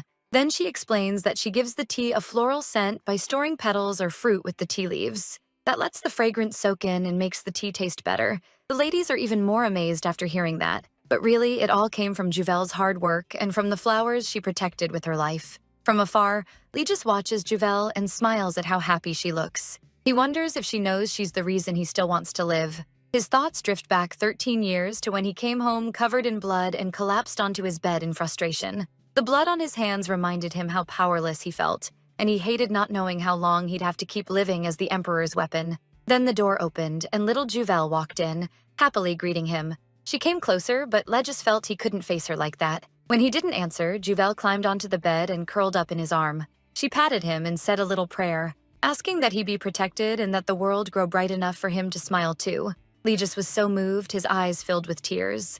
In that moment, he knew Juvel was his comfort and his savior, and he swore to love her forever. That memory changes Legis's expression. Juvel notices right away, and when their eyes meet, he suddenly turns and leaves, confusing her. Then Veronica announces that the Crown Prince has returned to the capital. Everyone is shocked, especially Juvel. Not long after, Max arrives and apologizes for being late. The ladies are instantly charmed by him. Juvel tells him to sit beside her. As all eyes turn to them, Veronica blurts out, relieved that Juvel already has a partner and won't be picked as Crown Princess. Both Juvel and Max are startled, but for very different reasons. Juvel is horrified by the idea of becoming Crown Princess, while Max takes it as a goal. The other ladies are alarmed too and start whispering about the Crown Prince. Hearing them insult him right in front of him, Max silently endures it. He glances at Juvel, hoping she won't join in. The girls keep spreading ugly rumors, saying the Crown Prince is hideous and cruel, and that the former Empress drove him out of the palace for that reason.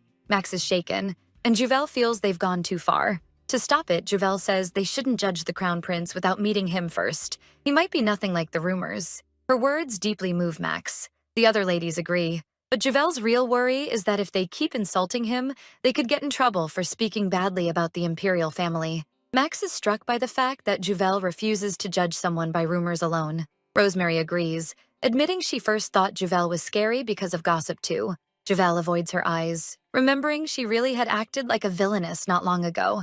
Rosemary says Juvel has actually been kind and gentle, and the others join in, praising things like her sharing the secret of her tea. Then Veronica cuts in, saying Juvel's place in the tasting group should be judged fairly. She notes that the tea was just plain Darjeeling, but still praises it, and shyly accepts Juvel as a member of the tasting event. After the party, Juvel feels worn out as she thinks about joining the group. She isn't that happy about it, since being around lots of people still makes her uneasy. Max remembers what Madame Fresha told him about Juvel, that society always gossiped about her, which may be why she pushed people away and treated them badly. He realizes he's drawn to Juvel because they've gone through similar things. 13 years earlier, people accused young Max of killing animals and called him a demon capable of cruel acts. Max ran to his mother, crying as he swore he didn't do it and begged her not to hate him. She held him close and told him the real reason she had warned him to stay away from her. She worried Isabel might have hidden poison somewhere nearby, but his mother told him she had always believed in him.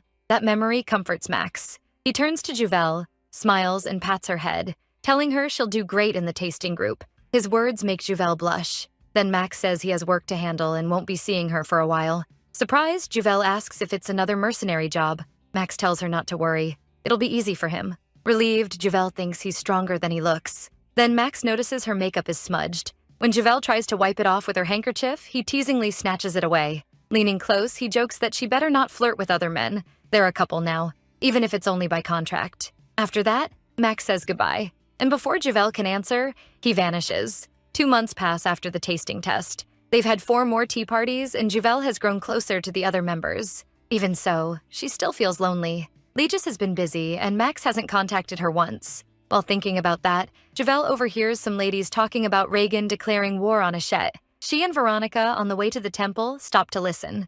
Seeing Juvel worry, Veronica says there's nothing to fear. Hachette won a big victory thanks to the Crown Prince. She says Rosemary's older brother mentioned that the Crown Prince and Margrave Lennox held the Empire's defense with plans they started 2 months earlier. The Crown Prince even charged into the enemy camp himself, cut down their commander, and ended the war. Now the palace is preparing a victory celebration next month, and every noble has to attend. Juvel is stunned. Meanwhile, Legis meets someone in a bar while disguised. He apologizes for meeting the man like this. The man says it's fine since they're both busy. He says Max made quite a show of himself by winning the war, and as a magician who can't return home, he sees hope if Max becomes emperor. Legis explains he came in secret to ask about Cersei's ring. Back at the temple, Veronica sees Juvel looks ready to collapse and tells her to rest while she gets a night. While Juvel waits, a priest comes over and asks to see her hand. Before Juvel can ask why, the The priest grabs it and starts speaking like she's giving a prophecy. She talks about a time traveler and says Juvel made the wrong choice,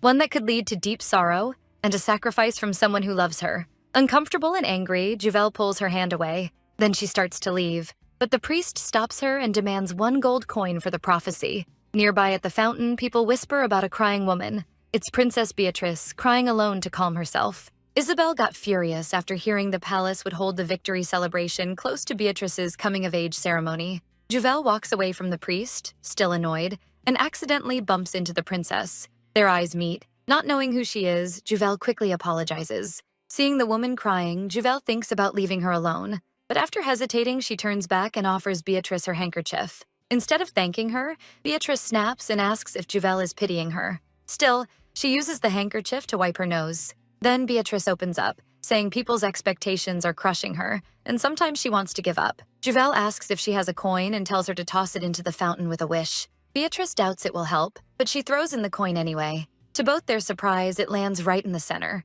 Juvel says that means her wish will come true, but Beatrice says that won't fix anything. Juvel just smiles and says little things like that can still lift your mood. Just then, Juvel hears Veronica and the knights calling for her, so she says goodbye and hopes things get better for Beatrice. Remembering her mother's lessons, to be perfect and never show weakness, Beatrice tells herself she can't depend on kindness like that. She steps on Juvel's handkerchief and leaves in irritation. At the Floyan estate, Legis anxiously waits for Juvel, who still hasn't returned. Then her carriage finally arrives and she looks exhausted. Juvel is startled when Legis calls her out for being late. She explains she got stuck talking at the temple and lost track of time. Legis understands and says he was worried. Juvel is surprised he isn't angry. She admits she's been frustrated lately and wanted a change, so she stayed out too long. Looking at her face, Legis wonders if she's been down ever since Max left for war. He begins to think he may have to accept Juvel and Max together, since Max will protect her when he can't. Later in the dining room, Juvel can't eat. Even a cherry tomato reminds her of Max. She regrets not asking him to send letters. Seeing how down she looks, Legis mentions that the Crown Prince won a huge victory and will return soon. He adds that the victory banquet is coming up, assuming Juvel must be excited. That catches her off guard. She starts cutting her meat a little too hard and says attending feels more like duty than something to look forward to. Legis asks whether she has a dress for the banquet, then hands her a blank check. He tells her not to worry about the price and to buy whatever dress she wants. Juvel is shocked and wonders if he wants her to impress the Crown Prince. After meeting Legis's eyes, she can't refuse and thanks him. Meanwhile, Max races across the fields on horseback. One of his knights tells him to slow down before the horse drops dead, but Max refuses. He can't wait another second to see Juvel. When he spots Juvel still awake by the window, he finally feels relieved. Blushing, he knocks on the window. The horses and knights are completely worn out, saying Max must be a monster because he covered in one day what should have taken 4. The knights can't figure out why Max was in such a rush, other than making them suffer. Meanwhile, Max nervously wonders if Juvel will still welcome him. Seeing her with her maid, he waits outside. Juvel seems to be begging for something to help her sleep, but her maid warns her not to overuse it because of the side effects. Still, Juvel looks so desperate that the maid gives in. Even as she tries to sleep, Juvel keeps thinking about tomorrow, her party dress and meeting her friends after. Then she hears a soft voice call her name. Max appears before her. Thinking she might be dreaming, Juvel reaches out and pinches his cheeks. Still unsure if he's real, she suddenly breaks into tears and says she was worried, sick and angry he never contacted her. Crying, Juvel admits she thought something awful happened to him, or that he got tired of her and left. Max hugs her and promises that if he ever has to leave again, he'll send letters. Little by little, Juvel calms down and falls asleep in his arms. As he watches her sleep, Max notices the sleeping potion by the bed and sees why it worked so well. But he also realizes it dulls the mind, almost like being drunk. Max plans to leave and return tomorrow, but suddenly Juvel grabs his collar in her sleep and pulls him closer, making his heart pound like she's asking him to stay. He strokes her hair and decides to sleep beside her. Elsewhere, Legis visits his wife's grave and thinks back on their time together. He remembers when they both cried, and Amelia blamed herself for ruining his life. But Legis comforted her, saying everything would be fine because his love for her would never change. Then he notices a card tied to the flowers on the grave, sent by the magician he met before. The note says he's investigating what Legis asked and will contact him soon. He also mentions Juvel, calling her Legis's treasure. That brings back memories from their past life, when Juvel died. Legis knows he can never be forgiven for that death. This time, he swears he'll save her. In Juvel's dream, Max looks completely fine, and that makes her furious. If he was really okay, The least he could have done was contact her, so in the dream, she takes it out on him. After letting all that anger out, Juvel feels way better. She feels completely refreshed. But when she opens her eyes, someone's holding her in bed, and Juvel panics. That means last night, when she was crying, clinging to him, it was all real. Once she realizes it, her face turns bright red. Then Max grabs her hand and asks what she's doing. Juvel awkwardly says she just had a bad dream. As he strokes her face, Max asks if it was a nightmare and tells her not to worry. He promises he'll stay by her side from now on. Then he teases her, saying he never thought she'd miss him so much she'd cry like that. Too embarrassed to take it anymore, Juvel jumps up and invites him to breakfast. At breakfast, Juvel keeps a straight face, acting like she remembers nothing. She thinks if she plays dumb, Max can't tease her, but he keeps smiling. Meanwhile, Max is just happy to be eating with the girl he loves. Then he suddenly asks about Juvel's nightmare. Juvel gets nervous about telling the truth, so she quickly lies. Avoiding his eyes, she says the crown prince showed up in her dream. That makes Max feel all his work was useless. Even if the prince's image has gotten better, Juvel is still scared of him. Quickly changing the subject, Juvel asks where he's been. Max answers shortly that he was on the battlefield, which shocks Juvel and makes her ask if he was drafted. Bitter, Max wishes he could just tell Juvel he's the crown prince. Pushing those thoughts aside, Juvel asks Max if he's all right. Meanwhile, Max thinks that if he tells her who he really is now, all the trust he's earned will fall apart. He brings up the prince's victory banquet and suddenly asks what she'll do if the prince asks her to dance. The question sends a chill through Juvel. Still, she says she won't go near the prince at all. She plans to hide so well he won't find her. Half curious, half bothered, Max asks where, and Juvel plainly says the terrace. Wanting time alone with her at the banquet, Max suggests a quieter place instead. Juvel wonders how he knows about it. Max gets up and says he heard about it from the palace knights. He's set on clearing up every misunderstanding. He steps closer, brushes dirt from her face, and tells her to hide well there. Of course, the very crown prince she's trying to avoid will be the one to find her. In the Ashtet Empire, while the nobles praise the crown prince for defeating Reagan, the crafty emperor smirks and says the prince got that courage from him. But he quickly adds that it's still nothing compared to Legis's achievements, and the nobles do their best to hide their displeasure. Legis sees right away that the emperor is using him to show his displeasure over the prince's success. The main reason the empire still follows the emperor, besides Legis's support, is their fear of Max, who used to be known as a tyrant. Still, Max's image has improved a lot. Legis thinks that if people stop fearing Max and start respecting him, they have about 6 months left until the empire's foundation day. Then Max suddenly appears before the nobles and the emperor, catching them off guard. Behind his mask, he's smiling as he says he's returned from the battlefield to greet his father, the emperor.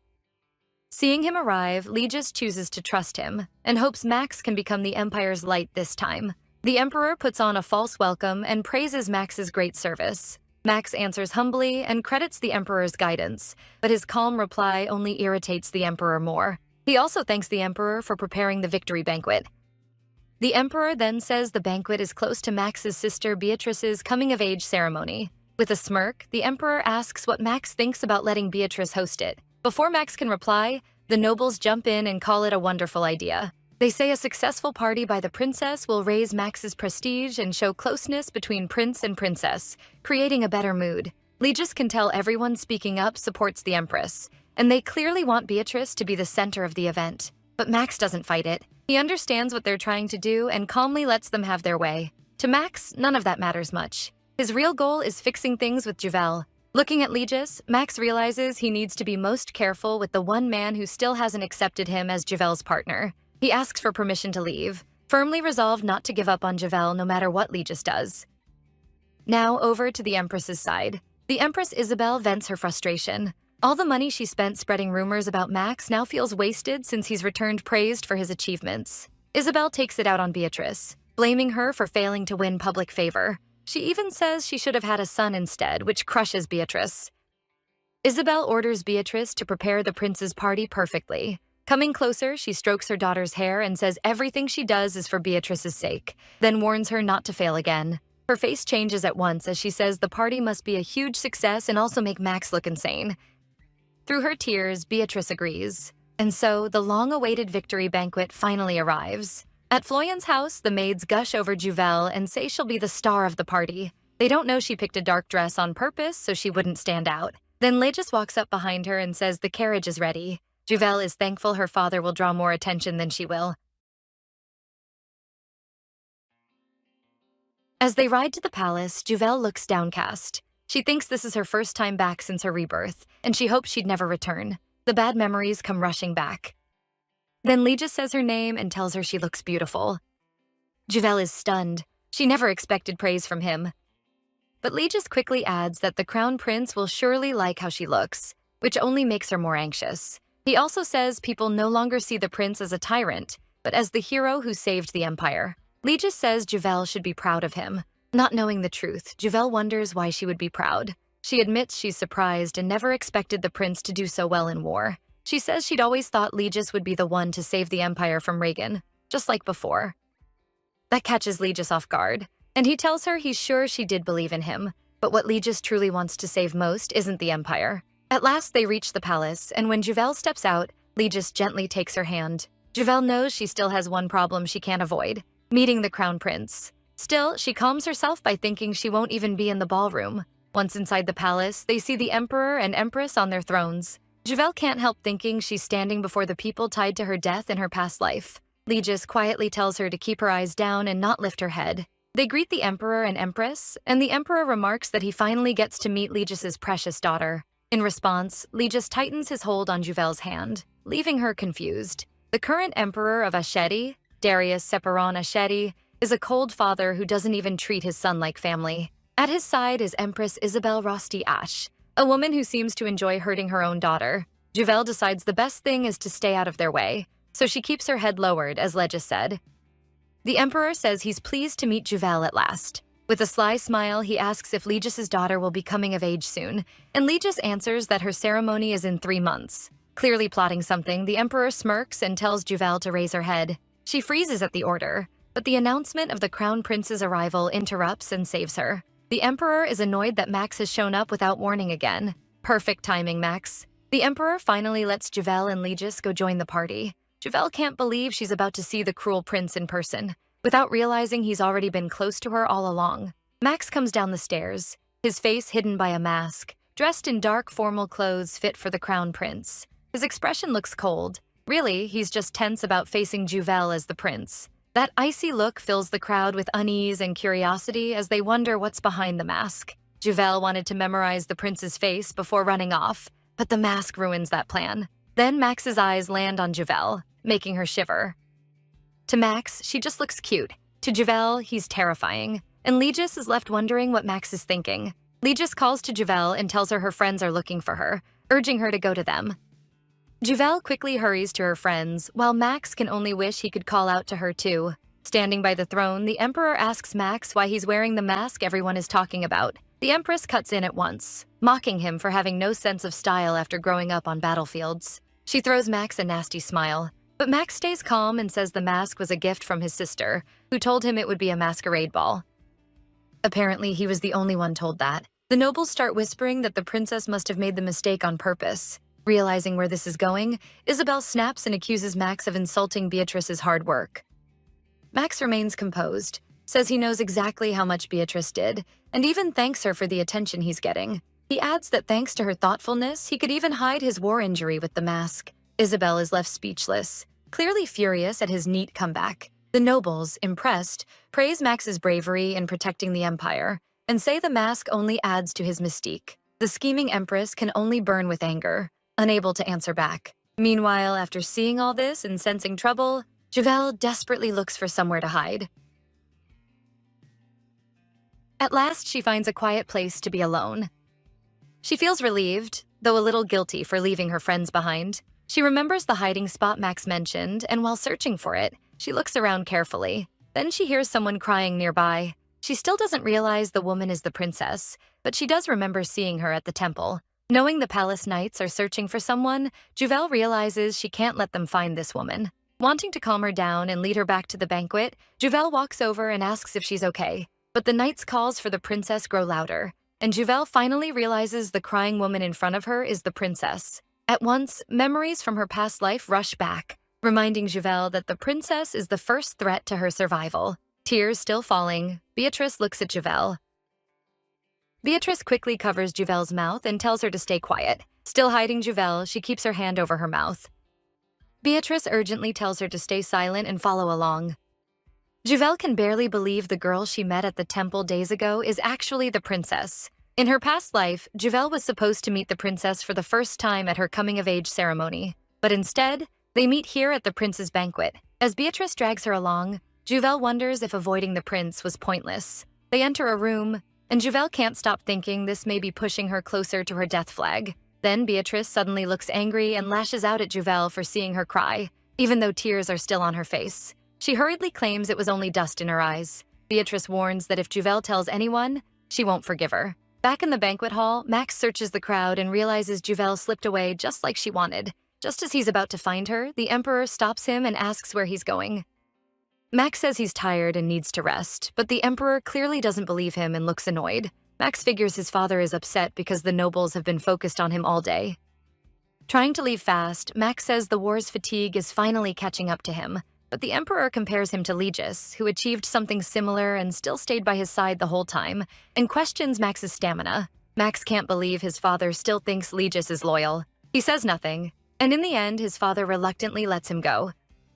As Max leaves the hall, he wonders what the Emperor is holding over Legis. He has noticed signs that his father trusts Legis far too much to think he'd ever betray him. Max is sure there's something hidden between them. When Max reaches the hideout he told Juvel about, he's shocked to find it empty.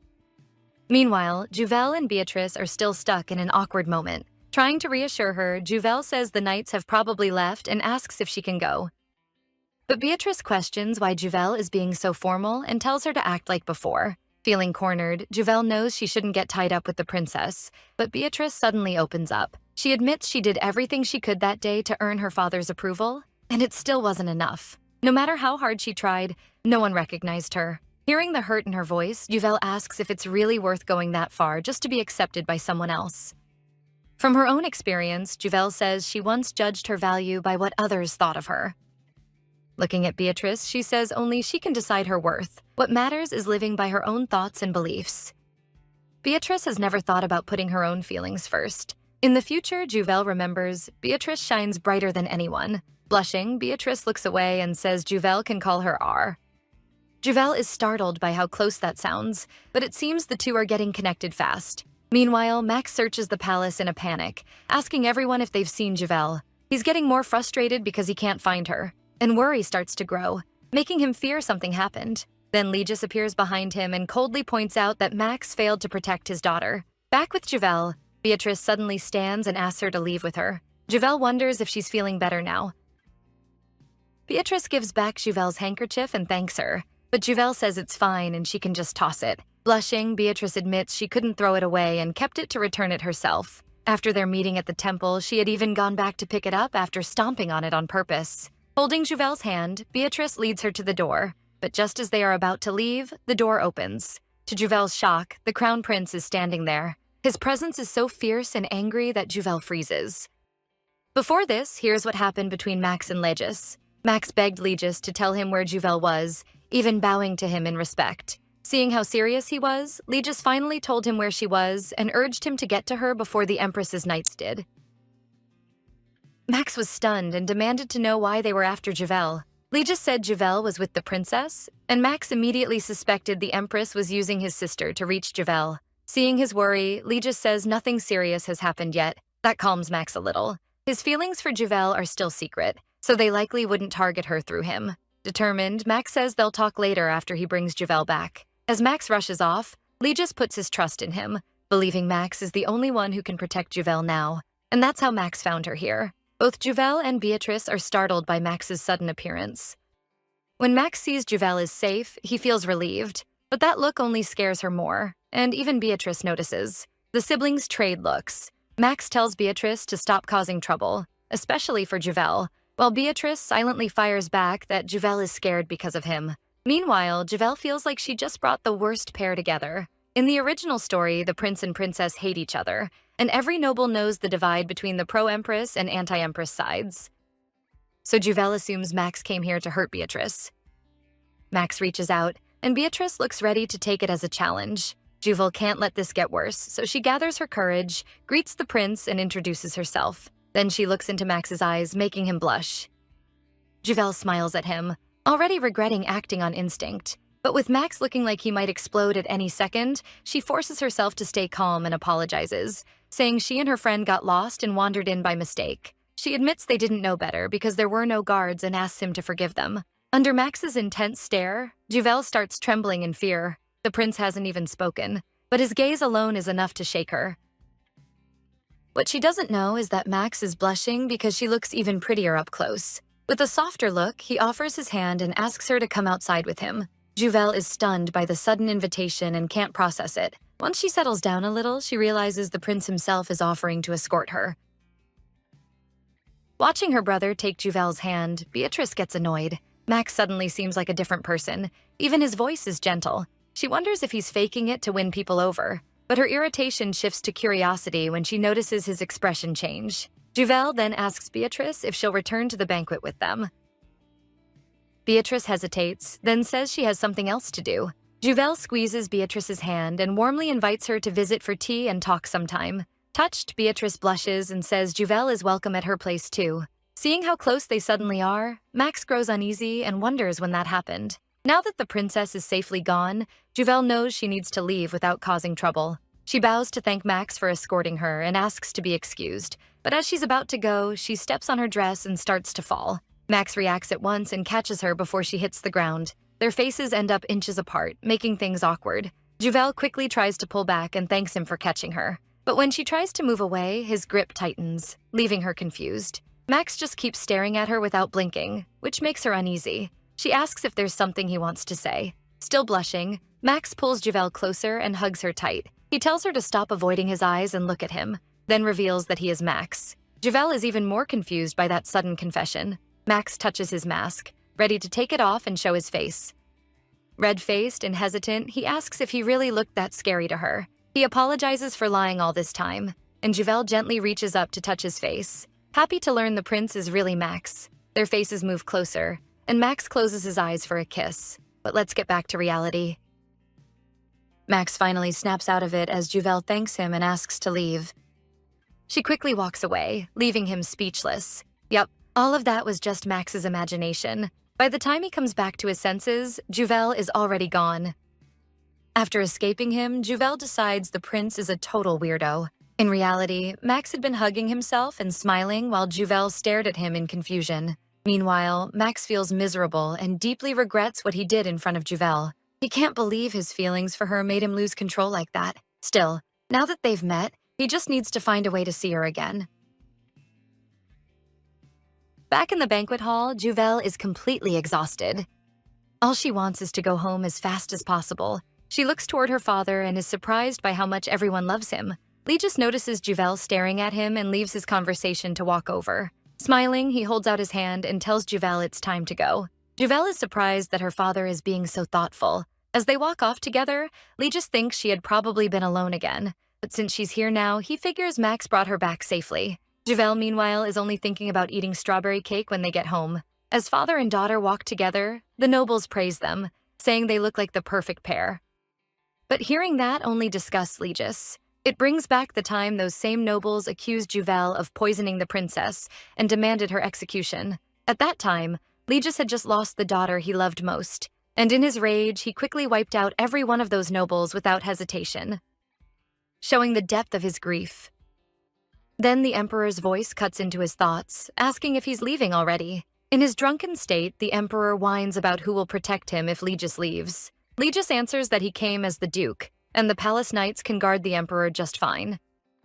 That makes the Emperor grumble that Legis has been annoying him lately, which scares Juvel. With a nasty grin, the Emperor tries to pressure him, asking if Legis isn't worried and telling him to come to his senses. Without pausing, Legis meets his eyes and calmly says he's drunk.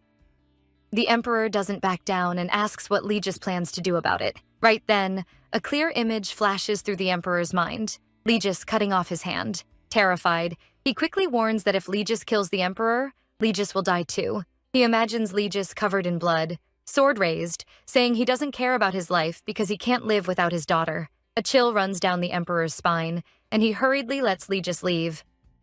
Still shaking, the Emperor wonders what was hidden in Legis's eyes. unable to understand why Legis would oppose him when the Emperor still has the ring that can control him. As he watches Legis and Juvel leave the palace, the Emperor keeps wondering why Legis has become so openly defiant. Max goes to Madame Freccia and asks how to write a sweet letter to a woman, since he's never done that before. After hearing her advice, Max throws himself into writing Juvel a heartfelt letter, filling it with compliments and affection. He works on it day and night, and finally finishes a 20-page love letter. Then he sends it off with a pigeon, after jokingly threatening the bird if it fails to get it to Juvel. The next day, Juvel is surprised to get a letter and starts reading it. At that moment, Max suddenly comes in through the window. He asks what she's doing, and Juvel says she got a letter. She thinks it's from Lady Christine and that it's a threat. Uneasy, Max asks if she got any other letters, but that's the only one. Max starts wondering if the pigeon messed up the delivery and ran off to escape punishment. What Max doesn't know is that the pigeon did reach the Floyan house, but Legis's pet bird intercepted it, and Max's precious 20-page letter was burned right away. Now Juvel is ready to visit Lady Christine's home.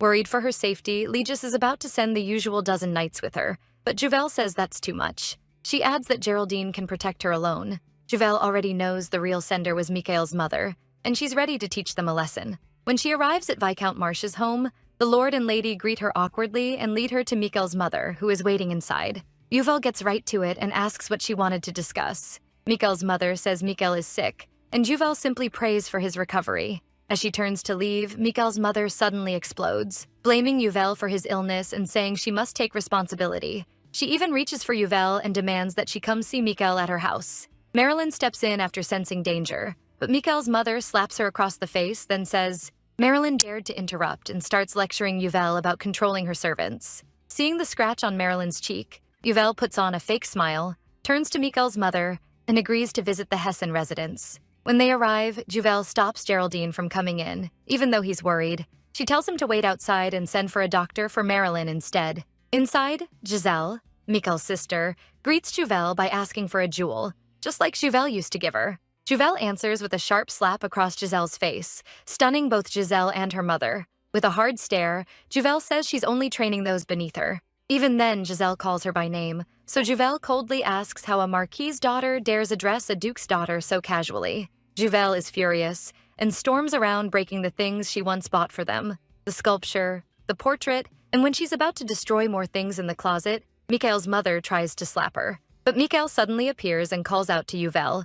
He looks seriously ill, and though Juvel never wanted to see him, he walks over and says he missed her badly. Watching from outside, Max feels sickened by Mikhail. Juvel notices Max outside and is confused about why he's there. It turns out Max was sent by Legis, who was deeply worried about his daughter. Earlier, Legis had caught Max hiding in a tree and told him to come down. He also admitted he read Max's letter to Juvel before burning it, and couldn't believe Max used a tiny pigeon to carry a 20-page confession.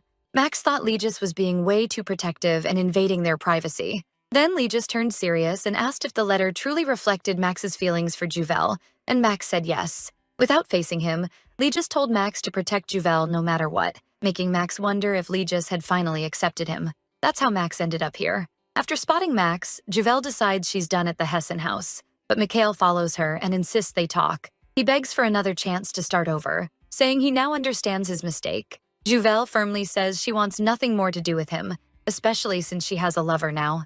Hidden nearby, Max can't stop himself from smiling. Mikhail gets angry and grabs Juvel, claiming she belongs only to him.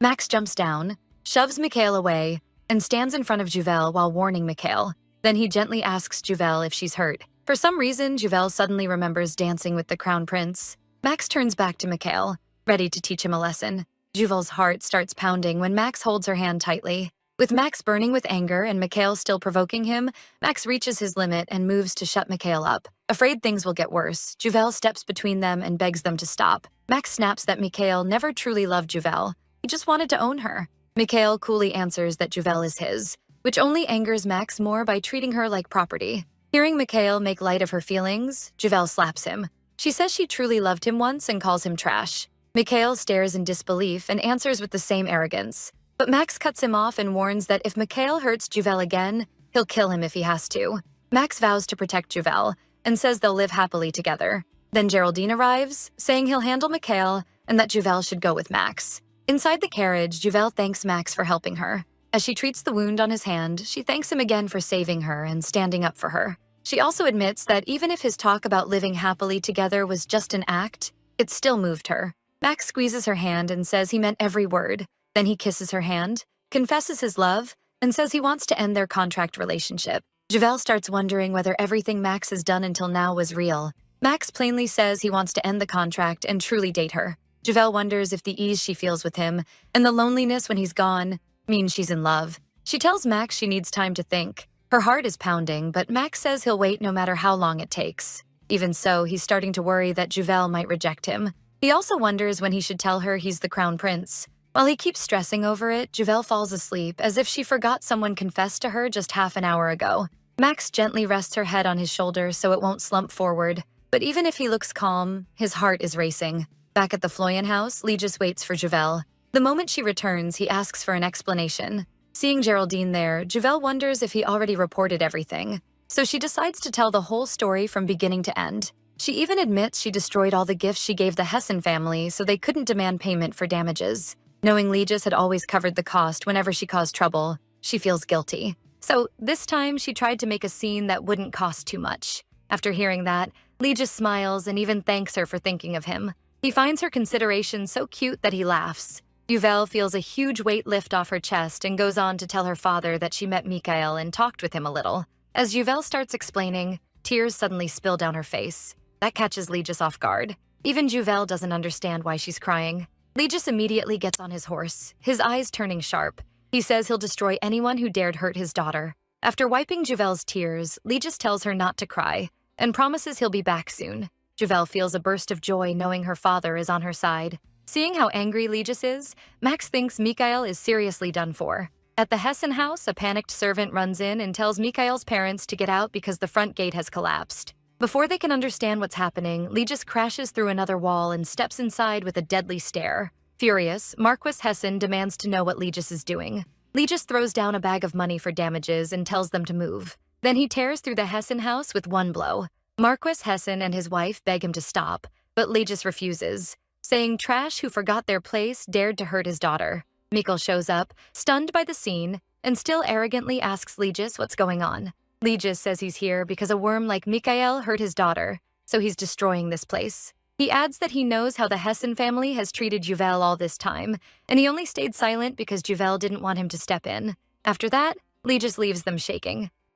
In her sleep, Juvel dreams about her childhood. She sees her father approaching her in blood-stained gloves and clothes. Back then, little Juvel was frightened, but when Legis turned away, she begged him not to leave. Juvel suddenly wakes up and grabs Legis, who came to check on her. Crying, she begs him not to go. Once she calms down, Juvel asks why he's there. Legis says he was worried she might still be upset about what happened earlier. With more courage now, Juvel thanks him for going to the Hessen family for her and says she was happy he stood by her. Legis gently holds her hands and tells her he's always on her side. Tears falling again, Juvel says she's wanted to talk to him because he's been so kind to her lately. Before, he acted distant and barely noticed her, so she thought he'd given up on her and would leave someday. Hearing that, Legis finally breaks down. He apologizes and says it's all his fault, admitting that the way he tried to protect her only left deep wounds and made her believe he didn't love her. Legis pats Juvel's head and tells her to rest, promising they can talk more next time. He then kisses her forehead goodnight and tells her to sleep well. Juvel is stunned by that and wonders if she's dreaming.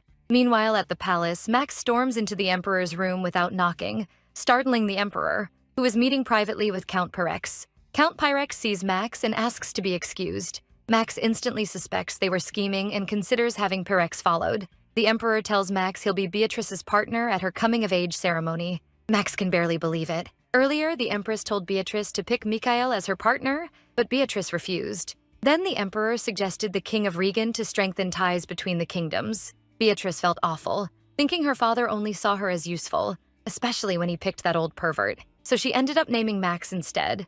Meanwhile, in Juvel's room, she's happy that the item she ordered from Ian Theodore has arrived. A whistle she can use if she's ever in danger. Then Max suddenly comes in through the window. He blushes when he sees Juvel adorably trying the whistle. He asks how something like that is supposed to protect her. Juvel blows it so loudly that even Max jumps. She explains that people can hear it from far away. Max then says he brought her something too. Kneeling before her, he offers himself, so she can call for him anytime. Whether she needs protection, wants to eat cake, or just feels lonely, he'll come. Hearing how sincere he is, Juvel smiles and realizes she loves him. She's about to confess when Geraldine knocks and tells Juvel to open the door because he heard strange noises from inside. Juvel opens up, says she's fine, and complains that the guards have gotten too overprotective. Geraldine notices Max trying to slip away, and dryly says that's because a stray cat keeps visiting her room. Then he takes Max along to see Legis. With a stern look, Legis says he needs to speak with him. He warns Max to stop sneaking in through Juvel's window and use the door from now on. Max asks if that's all, but Legis asks whether he's noticed anything strange about the Emperor. Max says he saw Count Pyrex meeting with the Emperor, which suggests they're plotting something. Legis reveals that the Emperor's top knight, the Shadow, has been watching Juvel, and that worries him deeply. Then, in a serious voice, he asks Max to have his men watch the Emperor, saying only Max can do it. Max is shocked to see Legis asking like this. Legis is known as the God of Battle, and Max knows that title isn't exaggerated at all. He knocks Legis's hand off his shoulder and says that if Legis wanted, he could wipe out the Emperor's men and Pyrex in a moment. He asks how long Legis plans to keep fearing the Emperor. Still unable to understand him, Max asks what Legis is really afraid of. Legis doesn't answer directly. He only turns away and tells Max to leave since it's late. What Legis truly fears isn't the Emperor or anyone else. It's himself. On the day of Beatrice's coming-of-age ceremony, she feels nervous and hopes everything goes well. Then she's suddenly caught off guard by Max's arrival. And just like that, their sibling rivalry begins. Soon they walk side by side into the hall. The tension between them keeps going, but both keep smiling in front of the guests. Max tries to stay calm because the one he really wants to see is Juvel. When their eyes meet, Juvel feels a chill run through her. Beatrice is disgusted too, like she can see Max's real face even through the mask. As the party begins, the Empress insists Beatrice dance with Mikhail, even though she already said no. Then Mikhail walks up, greets them, and boldly asks Beatrice to dance. Beatrice wonders why he's suddenly being so pushy. Earlier, Mikhail met with the Empress in private and revealed that he knew she was pregnant. She got furious and asked if he was threatening her. Mikhail calmly says he only wants to protect what matters to her. He points out that she's always worried Beatrice will be overshadowed by the Crown Prince, and offers to stand beside Beatrice so both of them can get what they want. That's why the Empress keeps pushing Beatrice toward Mikhail. With no good way out, Beatrice reluctantly agrees to dance. But then, a servant drops a glass right in front of Max, causing a scene. Instead of getting mad, Max handles it calmly and kindly. That draws everyone's attention to him, and Beatrice uses the chance to leave Mikhail and refuse the dance. Watching from afar, Juvel wonders if the Crown Prince did that on purpose. But when the Crown Prince looks her way, his smile scares her. As she turns away, Juvel notices her father and quickly goes over to talk to him. Earlier, Legis spoke with a magician, but they found no clue about breaking the contract tied to the Circe ring. Still, Legis became sure the Chamber of Shadows was the key, since it seemed like the perfect place for the Emperor to hide it, so they agreed to investigate the chamber. Now it was time to act. Legis notices the Emperor's men watching him from afar. As he leaves the hall, he cleverly lures them in, but then Juvel calls out from behind him and startles him. Afraid she may have seen something, Legis puts on a gentle, worried smile. Juvel says she wants to spend more time with him. Legis thanks her and promises he'll join her after he handles something first. Then Beatrice suddenly comes over and asks if she can spend time with Juvel. Meanwhile, in the hall, Max looks around but can't find Juvel. He starts worrying that some guy might be bothering her. With Juvel and Beatrice, Beatrice invites her to tea. But on the way to Beatrice's room, they find Mikhail already there. He starts flirting and making excuses, but Beatrice flatly says she's not interested and tells him to leave. Mikhail's tone changes as he brings up how the Empress's pregnancy threatens Beatrice's place. That shocks Beatrice and makes her anxious. Juvel doesn't just watch. She quickly goes to Beatrice and hugs her to comfort her. Mikhail is surprised to see Juvel there, but he keeps pressuring Beatrice to accept him.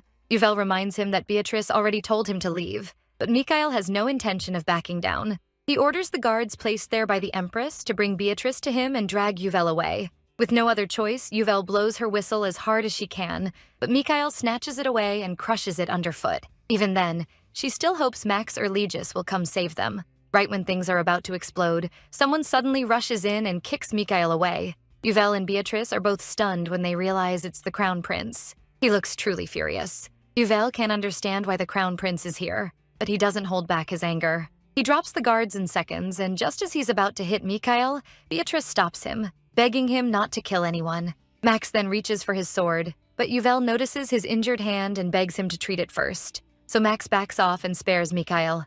As they care for Max's hand, Beatrice thanks him for saving them. But Max quickly turns his focus to Juvel and picks up her broken whistle. Beatrice tells Max to take Juvel back to the banquet hall since she needs to speak with her mother. Because of Beatrice, the two return to the hall together. Max is nervous, worried Juvel may now fear him after what happened.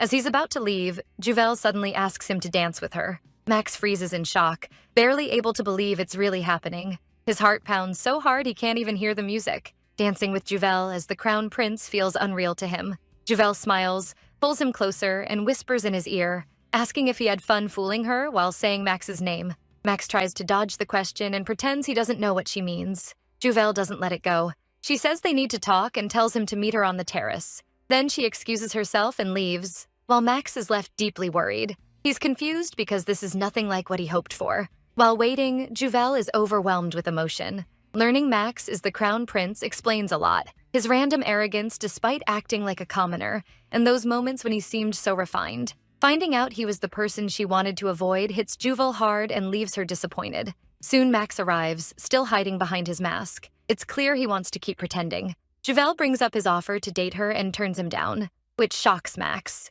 She tells him she's hurt that he hid being the crown prince. Then Max drops to his knees, apologizing and saying he never meant to deceive her on purpose. He says he hid it because he was scared she'd leave if she knew. He begs her to look at him again, reconsider, and let him stay by her side forever. As Max keeps apologizing, Juvel wonders why he's trying this hard. She remembers when he once told her he loved her, and now she's confused about what he truly feels. Slowly, Juvel takes off his mask and sees that Max is crying.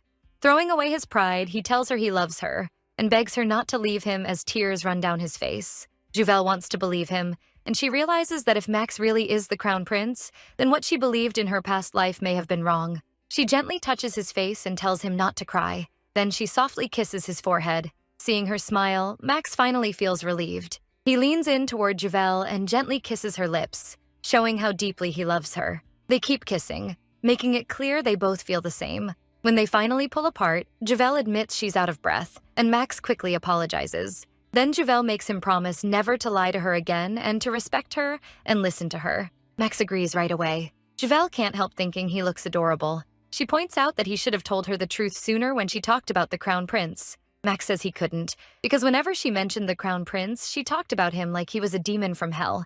Juvel can't really argue with that. Max asks if she finally believes him now, and if she understands the Empress was behind the cruel rumors. Holding his face, she tells him she does believe him and that she knows he's kind and caring. Hearing that makes Max incredibly happy. Meanwhile, in the palace dungeon, Legis returns there for clues about the Circe ring, even though he hates coming back. He needs the magician Devon to help break a magic barrier. When he spots the item Devon gave him, he knows Devon is close. But Count Pyrex suddenly shows up and spots Legis. Holding Devon's artifact, Count Pyrex threatens him, telling Legis to come out if he wants to save his friend. The Emperor and his men have already caught Devon, and they know he comes from the same place as Amelia, Legis's late wife. The Emperor reminds Legis about Amelia's death and threatens to make Juvel die the same way. Unable to hold back anymore, Legis releases his power and attacks the Emperor. But the Emperor doesn't flinch, because the Circe ring now has the power to release the demon it has kept sealed inside Legis all this time. Once freed, the demon asks Legis about turning back time and says only Legis can hear him. Then it brings up Juvel's suicide and, to push him further, mentions Amelia's death too, trying to drive Legis into complete destruction. Legis fights to resist, but in the end the demon takes over his body. Once it fully controls Legis, the Emperor orders him to kill Devon. Just before he can strike, brief memories of Amelia surface and try to bring him back. In one desperate move to fight the demon, Legis stabs his own thigh and tells Devon to run. Even so, Legis is still partly under the demon's control despite trying to resist. Back in the banquet hall, Juvel gets more and more worried because her father still hasn't returned. Her fear eases a little when she sees him walking with the Emperor. When Legis leaves, Juvel tries to go to him, but he only gives her a cold glare. Confused by his reaction, Juvel is approached by Max, who asks what's wrong. She suddenly asks what he'd do if she were jailed for trying to kill the royal family. Would he torture her and have her executed? Max strongly says he'd never hurt the person he loves, and that Juvel and Legis are the only family he has. Juvel then asks what he would have done before they fell in love. Uneasy, Max says Legis would have acted first, either going himself or sending Max. He makes it clear how deeply Legis loves her. Hearing that, Juvel thinks back on her past life and begins to see she misunderstood Legis. She realizes Legis truly loves her, and wonders why he kept his distance before. Juvel guesses he may have had a secret he couldn't tell her, and she becomes determined to learn the truth about his past actions. A whole week passes, but Juvel still can't get a real conversation with her father. Every time she tries, he makes an excuse, which leaves Juvel frustrated. By now, she's sure Legis is avoiding her on purpose. Nearby, Marilyn is holding a tray of snacks, but Max steps in and quietly asks for the tray. Busy thinking about what to eat, Juvel doesn't notice who's feeding her until she realizes it's Max, which pleasantly surprises her. Looking worried, Max asks what she's been thinking about so deeply that she didn't even hear him come in. Then he wraps an arm around her from behind, saying he missed her and has been buried in work all week. Being in Max's arms makes Juvel feel warm and safe. But then she suddenly remembers Legis carrying her as a child, and it gives her a sharp ache in her chest. Concerned, Max tells her to lie down and rest. At the same time, Legis is outside Juvel's room, listening. He knocks, and when he enters, he sees Max and Juvel standing very close. A dark aura surrounds Legis, stunning both of them. When he asks about the comment about lying down, Juvel panics and hurriedly says it's not what it looks like. Still giving off a threatening presence, Legis tells Juvel he needs to speak with Max alone. Out in the hallway, Max asks about Legis's leg, but Legis denies being hurt. It's obvious he's hiding something. Earlier, Max had heard from his men about something suspicious in the Chamber of Shadows. They couldn't look deeper because it was too dangerous, but they did see Legis there with blood on his leg. Max can't understand why Legis is carrying all this alone. They end up in the sparring room, and Max is still confused. Legis throws him a sword, and while taking his own, he brings up what Juvel once said about her ideal man. With his blade drawn, Legis says Juvel wants someone stronger than him, so if Max wants her, he has to surpass Legis. After the Emperor used the ring's power, it took Legis half a day to regain control of himself after the princess's coming-of-age ceremony. The ring's influence faded fast. But the real problem is that the Emperor now knows about Devon. Legis fears the Emperor will use the ring again and control him like a puppet, turning him into a monster that could hurt the people he loves most. Still, Legis figured out one thing from that incident. The Emperor activated Cersei's ring by draining Devon's mana.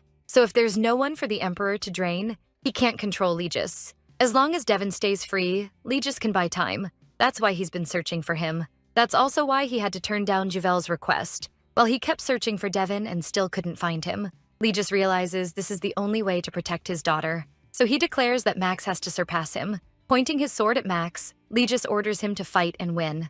Max's resolve hardens, and he says he won't lose if Juvel's future is on the line. The fight starts with Max rushing in, but Legis dodges with ease. Legis keeps pushing him, baiting Max into harder attacks. He gives Max no opening at all, saying he won't allow Max to marry Juvel at his current level. During the spar, Legis keeps pressing Max and even cuts his face. Legis has never gone easy on him. He was the same when Max was younger, always pushing him to get stronger for the people he wants to protect. Max, full of resolve, swears he'll surpass Legis, but Legis is still far better, and Max gets pushed to his limit. Just as Legis moves in to strike the helpless Max, Juvel rushes in and desperately calls out to her father. Then her face turns red when she realizes she called Legis dad, like a little kid. Right after that, memories from her childhood with her parents come flooding back, times when they were truly happy. Juvel never expected to remember any of that, and it hits her hard. Seeing her shaken, Legis immediately grows worried. Once Juvel calms down, she apologizes for calling him dad, but Legis gently pats her head and tells her she can call him that if she wants. That only makes tears spill down Juvel's face, though she doesn't even know why. Both Max and Legis get worried, and Legis even asks if he did something wrong. Juvel admits she's scared he'll go back to treating her coldly like before. That leaves Legis with mixed feelings, and he pulls Juvel into a hug while apologizing. Max tries to cheer her up too, joking that fathers-in-law are usually the quiet type, and Juvel laughs and agrees. Later, while they have tea together, Max openly fusses over Juvel. Watching them act so sweet, Legis reminds Max he still hasn't approved him. He says that until Max can beat him in a spar, he should stop getting too touchy with Juvel and definitely quit calling him father-in-law. Max argues he was only trying to comfort her. Legis snaps back that cake is enough comfort and tells him to keep his hands off her. Juvel suddenly thinks about how she used to be terrified of the crown prince, and Max admits that really hurt him. Legis turns serious and asks if Max had been hiding his real identity from Juvel the whole time. Juvel explains that she found out during the princess's coming-of-age ceremony. Holding back his anger, Legis says he thought Juvel was dating the crown prince knowingly, but she calmly explains she started the contract relationship because she believed Legis planned to marry her to him. Trying to ease the tension, Max awkwardly jokes that at least they know the crown prince is cute and adorable. That only makes Lee just angrier, and he says he regrets taking Max as a student instead of sending him to hell to study under the devil. Juvel stands and asks to leave so Max and Legis can keep talking alone. Legis still can't believe Max dared to deceive them, but Max calmly says he didn't lie. He just didn't tell them. Then Max brings up Cersei's ring and says they need to understand what it is, which makes Legis go pale. Through his own sources, Max already learned the identity of the magician who was with Legis in the Chamber of Shadows. After the current emperor took power in the Asha Empire, a law banned anyone but the royal family from using magic, and people were told the empire's magicians had gone into hiding. But high-ranking nobles whispered a different story, that the emperor had kidnapped them and was experimenting on them in the palace dungeons. Freccia told Max a strange letter had arrived at the salon. The writing on the case was so unfamiliar, she thought it was code. When Max looked closely, he recognized the same code Legis had taught him for the battlefield. He decoded it, opened the case, and found letters inside. What he read shocked him. Back in the present, Max keeps pressing Legis to explain Cersei's ring. Legis takes a drag from his cigarette, acting calm, and says he has no idea what Max means. Max doesn't back off. He asks what Legis was doing in the Chamber of Shadows and says he already looked into the person who was with him. When Max mentions Devon, a magician from Floyan territory whom Duke Floyan officially declared dead 10 years ago, Legis is clearly shaken.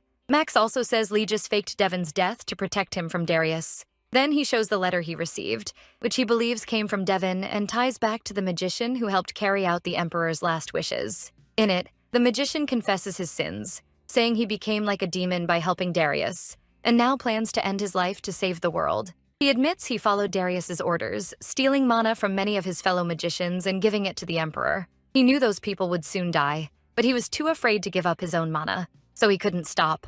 As the war went on, the Emperor's hunger for mana grew so extreme that women and children were even kidnapped. That made the magician wonder why the Emperor needed mana at all when he couldn't feel or use magic. While investigating, he uncovered the true origins of the Asha Empire, the first Emperor, the evil dragon Fafnir, and Cersei, the goddess of magic who protected the Empire's magicians. He also learned about Cersei's Eye, a magic stone where Cersei used all her mana to seal Fafnir away. The Emperor always wore a ring holding Cersei's eye, treating it like part of his own body. The letter says only the royal family can use the ring, and if it is fed mana, Fafnir inside grants its owner absolute control. Still, parts of the letter are damaged and unreadable, and Max is trying to restore them. Even so, he's already found the part that matters most to him. The ring's contract holder, the one bound to serve the Emperor, is Legis Adreifloyan. Max demands to know why Legis made a contract like that. Legis, clearly unwilling to explain more, tells Max to leave. Still, he offers a deal. They'll spar twice a week, and if Max beats him, Legis will tell him everything and allow him to marry Yuvel. The truth is, Legis never made that contract for the Emperor. He did it only to protect his beloved wife, Emilia. At the Hessen residence, Mikhail is boiling with frustration over his failed plan. Seeing how upset he is, Radian steps in and points out that the first Asha Emperor was a magician, yet no one has shown magical powers for 3 generations. He hints that the princess might be the one born with magic. The idea delights Mikhail, and he starts plotting how to use it for himself. At the Floyn residence, Juvel warmly welcomes her friends and introduces Beatrice to them. At first, the ladies are a little uncomfortable around the princess, but once Beatrice chats with Juvel and smiles warmly, their tension slowly fades. They're here to help Juvel get ready for her upcoming coming-of-age ceremony. During their talk, Beatrice notices Max watching from outside. She goes over and asks why he's there. Max shocks her by saying Juvel is his wife, but Beatrice brushes it off as another one of his delusions. Max then brings up Mikhail meeting with the Empress. Beatrice quickly says she already told the Empress everything needed about Mikhail's character, so there should be no problem. Then Juvel suddenly appears behind them. Max quietly tells Beatrice not to reveal the secret that Juvel is his wife. In the end, Beatrice treats it like nonsense and heads back inside. When Juvel asks Max to greet her friends, he politely refuses, especially with Beatrice there. He knows she's a terrible actress and worries she might accidentally expose him as the crown prince. Max explains that he hides his royal identity because there are always people looking to take advantage of any weakness. That's why only a few people know the truth. Legis, some trusted allies, and Juvel. Then Max opens up to Juvel about what happened after his mother died. After her death, Isabel became empress and tried to poison Max. When that failed, she spread cruel rumors about him. Max turned those rumors to his advantage, making people fear him so much that no one dared challenge him. But it also pushed away Juvel. the person he cares about most. Hearing that deeply moves Juvel, and she wraps him in a warm, comforting hug. Later, back at his place, Max asks if the letter restoration is finished. As he reads the restored parts, he's stunned by what he finds. The letter reveals that the contractor and the master share a life bond. If the master dies, the contractor dies too. Max has always chased two goals: killing Darius and taking the throne. But Lee just kept delaying him and hiding signs of rebellion instead of helping directly. Now Max realizes it was all because of that life bond, and it deeply shakes him. He understands how serious it is and how close it came to driving Juvel into despair. Determined to stop that, Max orders Frisha and Victor to watch Pyrex closely and search the old palace records and artifacts for more about Cersei's ring. At the Asha Palace, Mikhail is granted an audience with the Emperor. Based on what he found in an ancient book, Mikhail is convinced Beatrice is the Empire's hidden magician because of her red hair and eyes. The Emperor says he once thought the same. When Beatrice was born, someone claimed they sensed mana from her, but that hope was crushed when it turned out to be false. After Beatrice failed to meet his expectations, the Emperor had no choice but to use Cersei's ring to enslave the Empire's hero and take back his throne.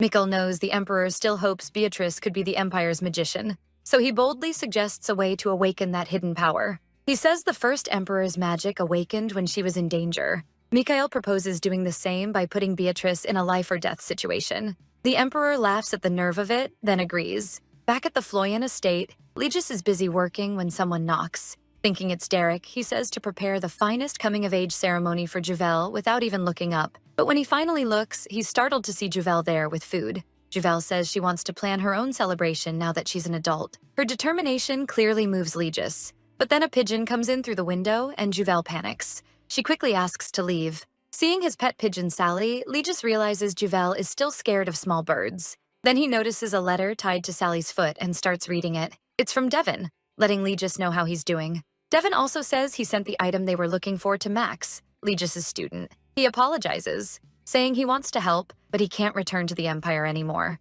So Legis is left with no choice but to help Max take the throne. That's why he's trained Max so hard, even if it looks too harsh at times. During one session, Max nearly injures his neck and barely avoids disaster. Then Geraldine comes in with news about the hunting competition. The topic shifts, and Max reveals the prize. It's a prize necklace made from a rare underground flower, a royal heirloom usually given as an engagement gift. Max adds that the Hessen family wants the flower too, because salon rumors say Mikhail plans to propose to the princess. Max says he won't let his little sister marry Mikhail, so he'll win the competition and ruin that plan. Then he says he'll give the prize to Juvel when he proposes at her coming-of-age ceremony. That clearly annoys Legis, who says Max has to beat him first before asking for his daughter. After a brutal day of training, Max tells Juvel he nearly died because of Legis. Juvel tries to comfort him, but he's still upset, so he asks if he can rest a bit, and she agrees. She soon regrets it when Max pulls her into a hug, making her blush. When Juvel tries to move away, Max gently keeps her close. He kisses her on the head and asks if she was waiting for him. Juvel says no, but his boldness catches her off guard. Max teases that maybe he should leave then, but before she can answer, he softly kisses her lips. Then Max gives back the handkerchief he borrowed from Juvel and asks her to embroider something on it for the hunting competition. Juvel thinks about what an embroidered handkerchief means among nobles and wonders if Max even knows. She hesitates, and Max says it's fine if she doesn't want to. Even so, he really wants one made by Juvel. Thinking about how badly she's shown her feelings, Juvel finally agrees, and Max is thrilled. Later that night, Juvel worries about Beatrice's safety. Originally, Mikhail was supposed to win the hunting competition and earn the princess's favor. Then a monster attacked Beatrice, and Mikhail happened to kill it, bringing them even closer. But after Mikhail's recent actions, Juvel doubts that monster attack was just luck, so she decides to get ready for what's coming. Right now, her biggest problem is Max's handkerchief. The dragon she's sewing looks more like a cat. While she's struggling with it, Legis comes in and sees her working. He asks what she's doing, and Juvel quickly hides it, saying it's nothing. Then Legis gives her a box with a beautiful necklace inside. It was meant for her coming-of-age ceremony, but he now tells her to wear it to the hunting competition. Confused, Juvel asks why it's important. Legis says it was left to him by the only woman he ever loved, and that it will protect Juvel. He explains that Amelia meant to give this keepsake to Juvel when she became an adult. That brings back memories of Juvel as a baby and of Amelia, who carefully prepared the necklace. Every day she poured her magic into its mana stone so it could protect Juvel. Remembering that, Legis looks a little bitter. Then Juvel quietly asks if her mother really loved her. She says her memories of Amelia are blurry, and only recently has she started recalling small happy moments of the three of them together. Legis gently hugs Juvel and assures her that Amelia loved her deeply, saying Juvel was a precious gem to both of them. At last, the day of the hunting competition arrives, and the participants are full of excitement.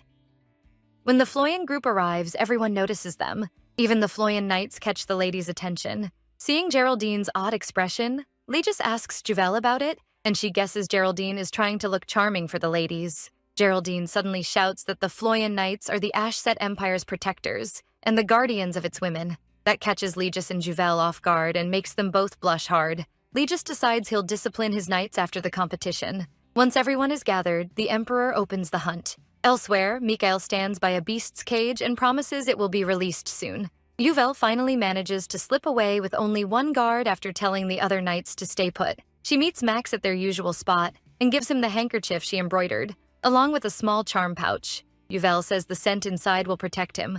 Max is deeply touched by the gift and thanks her before kissing her softly. At the royal viewing area, Beatrice asks her parents if she can watch with her friends. To her surprise, the Emperor says yes and tells her he's already prepared a place for them. Beatrice is overjoyed. As she goes to find her friends, she runs into Juvel. Suddenly, someone hidden from sight bumps into Juvel, and the mana stone in her necklace changes from purple to yellow. When Juvel turns, she sees Devin. Smiling, he says she looks more like Amelia than ever. Beatrice asks what Juvel is staring at, but Juvel wonders if she's the only one who can see him, and how he knows her and her mother. Legis suddenly appears, worried, saying he's been looking for Juvel. When he notices the necklace's changed mana stone, he looks even more alarmed. He asks which way Juvel came from, and when she tells him, he says he has to leave for a moment. He orders his knights to escort Juvel and Beatrice back and rushes off, clearly uneasy. Juvel quickly calls after Legis and hands him the charm pouch she made. She says with confidence that it will protect him. Legis smiles softly and pats her head, thanks her, then heads into the forest. Back in the stands, Juvel gives her friends the same protective charms she gave Max and Legis. She tells them to keep the pouches close wherever they go. Deep in the forest, Legis searches for Devin. He realizes the necklace's color change was a signal Devin left on purpose. It's the same color the mana stone turned when Darius drained Devin's power. Then Devin's voice reaches Legis, warning him not to turn around because the Emperor's spies are nearby. Devin explains why he came. He warns that Juvel is about to become an adult, which means the memories sealed on the day of Amelia's funeral at Legis's request can soon be restored. Legis looks deeply worried, afraid Juvel will remember her mother's tragic death. He says he wants to spare her from that pain, but Devin gently reminds him Amelia's death was not his fault. He says Legis must let go of that guilt, because the seal blocks not just the pain, but Juvel's precious early memories too. Legis admits he's afraid that if those memories return, Juvel will fully realize how much he loves her. And when he dies someday, she'll suffer the same terrible grief he felt after losing Amelia. Then, Devin reveals something important. If Legis repeats the words he said when Juvel's memories were sealed, they will come back. But their talk is suddenly cut off when Darius appears with Count Pyrex as if out of nowhere, catching both of them by surprise. In the audience area, Juvel grows anxious because her father still hasn't returned. What she doesn't know is that Legis is trapped by Darius. Annoyed, Darius demands to know where Devin is, saying he heard Legis talking to someone. He brags that he can use the same magic as the ring's owner and enjoys showing off that power. Ironically, Devin's own power has trapped him. Fed up, Legis glares at Darius and says he talks too much for someone who relies on the ring. That sets Darius off, and he says a disobedient slave like Legis needs to be taught a lesson. Before he can go on, Legis suddenly puts a dagger to Darius's throat and warns him. He says if Darius uses the ring, Legis will die at once. Darius first denies their lives are linked, but Legis keeps pressing the threat, and Darius starts to look uneasy. Fafnir, bound to Darius by contract, isn't loyal to him. He wants to break free of the ring and destroy the Empire. So in the bigger picture, Fafnir can't let Legis die. Darius thinks Legis is just bluffing out of desperation, but Legis says death would be freedom for him. Then Juvel suddenly appears. She arrives right as Legis says he'll end the contract. Darius snaps, swearing he won't let that happen. Panicked, Juvel calls out to Legis, and the mana in her necklace breaks the barrier Darius set up. At the same time, Max grows uneasy in the forest. They've gone deep into the woods, but still haven't seen a single monster. Realizing something is wrong, he quickly orders everyone to turn back. Years ago, when Amelia made Juvel's necklace, she said that if Juvel had powers like hers, they would awaken during her coming-of-age ceremony. As Juvel tries to stop everything, Legis is distracted for a moment. and Darius uses that opening to activate the ring and turn Ledges into a monster. Ledges fights the change with everything he has, even hurting himself to resist it. Juvel watches in horror, terrified for her father. Even then, Ledges keeps resisting because he doesn't want Juvel to see him like that. But the Emperor's cruel orders finally overpower him through the ring. Once Ledges falls under the Emperor's control, the command comes down to kill Juvel. Fear grips Juvel, and the memories from her dreams start rushing back. As Ledges moves toward her under the ring's control, Devon steps in with protective magic. Seeing that Ledges' dagger has no sword aura, Devon realizes he's using all his strength just to fight the ring. Unable to stand there and do nothing, Juvel tearfully calls out to him. She reminds him of what he once told her, that she was a priceless treasure to both him and her mother. Begging him not to give in to the ring, Juvel makes Ledges stop, and he struggles to pull his broken mind back together. Seeing the chance, Devon tells Juvel to run. He says Ledges never wanted her to see him in this state. Juvel is torn between staying with her father and escaping the danger, but Devon keeps pushing, so she finally leaves, worried sick. As they run back toward the crowd, Juvel asks Devon if her father has been controlled by the Emperor this whole time. Devon begs her not to hate Ledges, saying this was a sacrifice he chose for everyone else. Before they part, Devon tells Juvel her lost memories will return soon. Back in the stands, Beatrice anxiously searches for Juvel. When she finally sees her, she feels a rush of relief. But that relief turns to worry when she notices Juvel is soaked. She quickly asks what happened. A moment later, Max rushes over, clearly worried. Juvel's sudden plea shocks him, and his mind starts racing. Before anyone can respond, a monster charges at them. Juvel and Beatrice freeze in fear. In an instant, Juvel shoves Beatrice out of the way. It's the last thing she wants, but she chooses to put herself at risk to save the others. Max immediately sprints toward her, desperate to help. At that moment, Juvel truly thinks this could be the end. But as Beatrice reaches out toward Juvel, a strange light bursts from inside her. For one brief second, Beatrice makes a silent wish. She begs for time to stop, even just for a moment, and somehow, time freezes. Because of that, the monster only catches Juvel's cloak. Everyone is horrified and starts running in panic, but Max reaches Juvel just in time. He pulls Juvel close and nearly cries, thinking he almost lost her, while she gently tells him she's okay. Through tears, Beatrice begs Juvel not to risk herself like that again. But as she speaks, the monster turns toward them. Victor jumps in front of Beatrice and blocks the attack. To their shock, the monster suddenly grows even stronger. In the middle of the chaos, Beatrice keeps thinking about what happened inside her. She starts to wonder if it was magic. Reacting fast, Max leaps in and drives his weapon into the monster's eye. That gives them an opening to run, and Juvel and Beatrice try to escape, but Juvel slips and falls hard. The monster rushes straight at her. Then Legis appears and takes it down. Even while forcing himself under control, with one eye red and the other blue, Legis apologizes for being late, saying Daddy's a little late. Relieved, Juvel runs to him. Legis says he's just glad she's safe. But then Fafnir takes over Legis again and turns him back into a monster. Juvel is horrified by what she sees. Then, unexpectedly, the Emperor walks over and praises Legis. At that moment, Legis manages to regain control. The Emperor acts like he only came because of the commotion, saying how lucky he is to see the Empire's hero Legis defeat the monster alone. Legis glares at him and says, any father would protect his daughter. It's a clear warning to Darius to stay away from Juvel.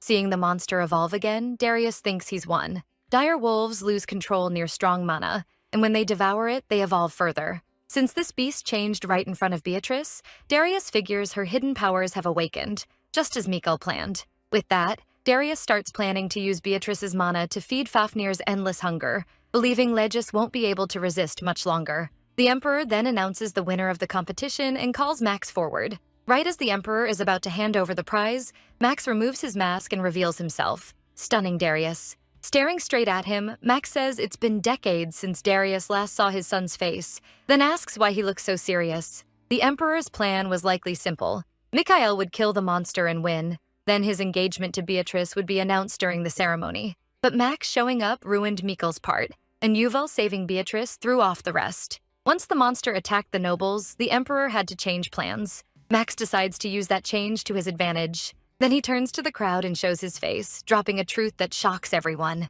Even Mikhail, watching in secret, is stunned. Max addresses the crowd about the dire wolf, a beast that normally lives deep in the far forest. He points out that it appeared near the event less than an hour after things began, which could only happen if someone brought it there on purpose. Max vows to find whoever planned this attack. one that hurt both the woman he loves and his dear younger sister. Darius starts to look afraid as Max declares that anyone who hurts his loved ones will pay. Max is fully determined to take his father's throne and cast him down. Later, inside the carriage, Legis goes to Javel, who is still weak and shaken. Seeing her father, Javel clings tightly to him in relief. Legis apologizes for how badly he frightened her. Crying, Javel asks how long he has carried that burden by himself. She tells him she never wants him to suffer alone again and vows to protect him the way he protected her. Both of them cry, each wanting to keep the other safe. When Javel finally falls asleep from exhaustion, Legis lets her rest in the carriage. After closing the door, he sees Max already waiting. Legis asks if Max is truly ready to take the throne and become the next emperor, catching him off guard for a moment. Then Max firmly says he will rise as the empire's new heir and save its people. Having made up his mind, Legis says he is entrusting his precious daughter to Max, the future emperor. Their talk continues by the carriage. Legis says he's finally chosen this path because he fears the emperor may target Javel.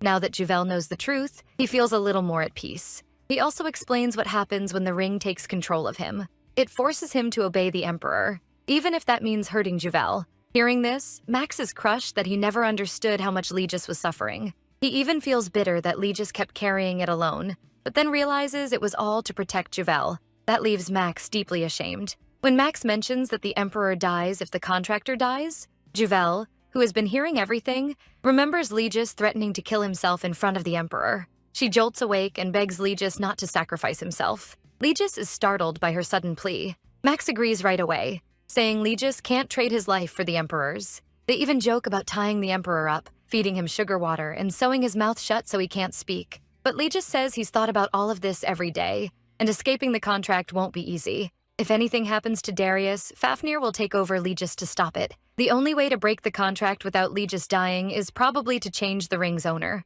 But since only someone with imperial blood can own the ring, and Fafnir has to allow the transfer, it won't be easy. Legis explains that Fafnir was the first emperor's father, the evil dragon who once tried to destroy the empire. He's also an ancestor of the Ashet Royale line. What matters most is this: the ring answers to Fafnir, not the emperor. That means the next owner would have to be someone who wants to use Legis to ruin the empire. Now that Legis has opened up, it's clear he doesn't want to die, and Max becomes set on finding another way. At Hessen's residence, the emperor visits Mikhail to reward him for discovering Beatrice's magic. But Mikhail doesn't look happy. The emperor asks what he really wants, and Mikhail drops to one knee, saying he wants the Floyan family destroyed. The emperor is annoyed, seeing Mikhail's personal grudge as petty use of the imperial family. Even so, he admits they want the same thing and says Beatrice's power is strong enough to bring the Floyans down. At Salon Blooms, Freya is stunned to hear Max plans to propose to Yuvel on her birthday. She can barely believe he wants to do it in public.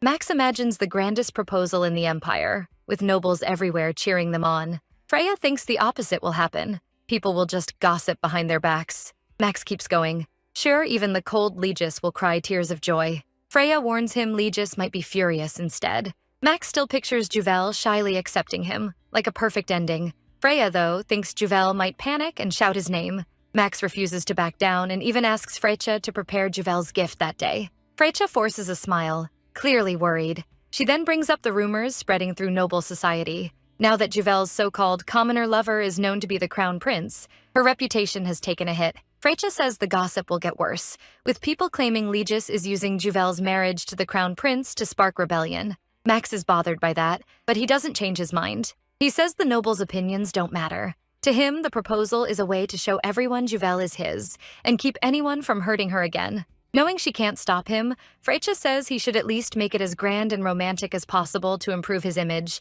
He needs to show the ladies that life under his rule won't be miserable. If he proposes in a way that makes every woman jealous, Freya says Juvel will surely say yes. Embarrassed, Max agrees. Then he suddenly asks Freya to investigate Fafnir, which shocks her since that's a forbidden subject in the Empire. Max says he wants to know why Fafnir tried to destroy the Empire and how he was sealed, and he wants every detail. Back at the Floyan house, Juvel is busy getting ready for her birthday party and is so focused she doesn't notice Legis bringing her food. He gently reminds her not to skip meals just because she's busy. Startled at first, Juvel quickly lights up and shows him everything she's been planning. Then Legis suggests a walk around the Floyan lands, thinking it might help clear her mind. Juvel happily agrees. The next day, Legis and Juvel get ready to leave with the Floyan knights escorting them. Right as they're about to get in the carriage, Max appears out of nowhere, acting hurt that Juvel planned to go without him. He insists on coming too, smiling brightly and saying he even warmed Legis's seat. Juvel is startled, and Legis is clearly annoyed. As Max moves closer to Juvel and starts showing affection, she tries to hold him back. Seeing them get too close, Legis steps in and tells Max to let her go. Today is for family, not him. It almost feels like their usual clash is about to start again, but Max keeps smiling and refuses to leave. Legis smiles too, though it's clearly forced, and says no. Then Juvel grabs Legis's arm and begs him to let Max come, saying she wants to show him where she grew up. Legis hesitates, but he finally gives in to his daughter's plea. Just as Max and Juvel move to hug, Legis sharply reminds them there will be no public affection. Both of them reluctantly agree, but the second Legis looks away, Max sneaks a kiss onto Juvel's cheek, catching her by surprise. At last, they reach the old country house, the former Floyan home. Inside, Max feels how warm the place is and understands why Legis once cared for it so much. He spots a childhood picture of Juvel and can't get over how cute she was. Then he finds a photo of young Legis with his parents and is surprised by how serious Legis looked even back then. When Max sees a picture of Legis with his wife Amelia, he realizes Legis could smile so warmly when he was with the woman he loved. Later, Legis takes Juvel to visit her mother's grave, their first time there together in a long while. He came to pay his respects to Amelia, silently apologizing for taking so long to bring Juvel. When Max gets Legis alone, he asks if he truly loved his wife that much. Legis says he still does. Max then asks if he made the contract with Circe's ring for Amelia's sake. Legis only says Max will learn soon enough. More than anything, he hopes Juvel won't be hurt by the memories that return. At the palace, Beatrice has tea with the Empress, who starts insulting Juvel and claims she chased Max just to become Empress. Beatrice immediately defends her friend. The Empress is furious that Beatrice sides with Juvel instead of her. Hidden nearby, Victor watches everything. After learning the monster at the hunting event was sent by the Emperor, Victor realized Beatrice had been put in danger by her own father. Believing he was the only one in the palace who could protect her, he told Max he would do whatever it took to keep her safe. That's why he still guards her from the shadows. Then Beatrice suddenly asks about the baby in the Empress's womb, and when she plans to tell the Emperor, the Empress grows uneasy, avoids her eyes and says she'll tell him once the baby is stronger. Just then, the Emperor appears, startling the Empress. He tells Beatrice he needs to speak with her. As they leave, the Emperor briefly looks at the Empress's stomach, hinting he may have heard their conversation. Beatrice is shocked when they stop in front of the dungeon. She nervously asks why she's there, but the Emperor smirks and tells her not to worry. She isn't in danger. Victor, following in secret, can't go any farther and wonders what the Emperor is planning. Inside the dungeon, the Emperor calls for Fafnir, and a dark hand suddenly reaches toward Beatrice. It comments that her red hair makes her look more like him than Darius. Terrified, Beatrice screams and covers her ears. A horrible metallic shriek fills the room and makes her ears ring. The Emperor yanks her hands away and tells her not to cover them. He orders her to greet Fafnir, the founder of the empire and its first emperor. At the sight of him, Beatrice is frozen with fear. Fafnir tells her not to be afraid, saying her magical talent came from him. He promises to teach her magic himself and reveal the hidden truth behind the empire's founding, making her the greatest mage in the world. Then the Emperor adds that if she goes along with it, he'll hand the throne to her. Beatrice can hardly believe it. The seat her mother wanted so badly and her father never seemed willing to give up is now being offered to her, and she knows something is wrong. Back in her room, Beatrice reads a letter from Juvel. Juvel writes about getting ready for her birthday and says she wants Beatrice there. That makes Beatrice head out to find a special gift for her friend. While she's walking through town, a strong gust blows her hat away. To her surprise, Victor appears and catches it. He says it's a nice surprise running into her there. Later, in front of the secret auction house, Beatrice is surprised to find Victor there too. Victor quickly says he wasn't following her on purpose. He came on his lord's orders. Once the auction begins, the main item is revealed.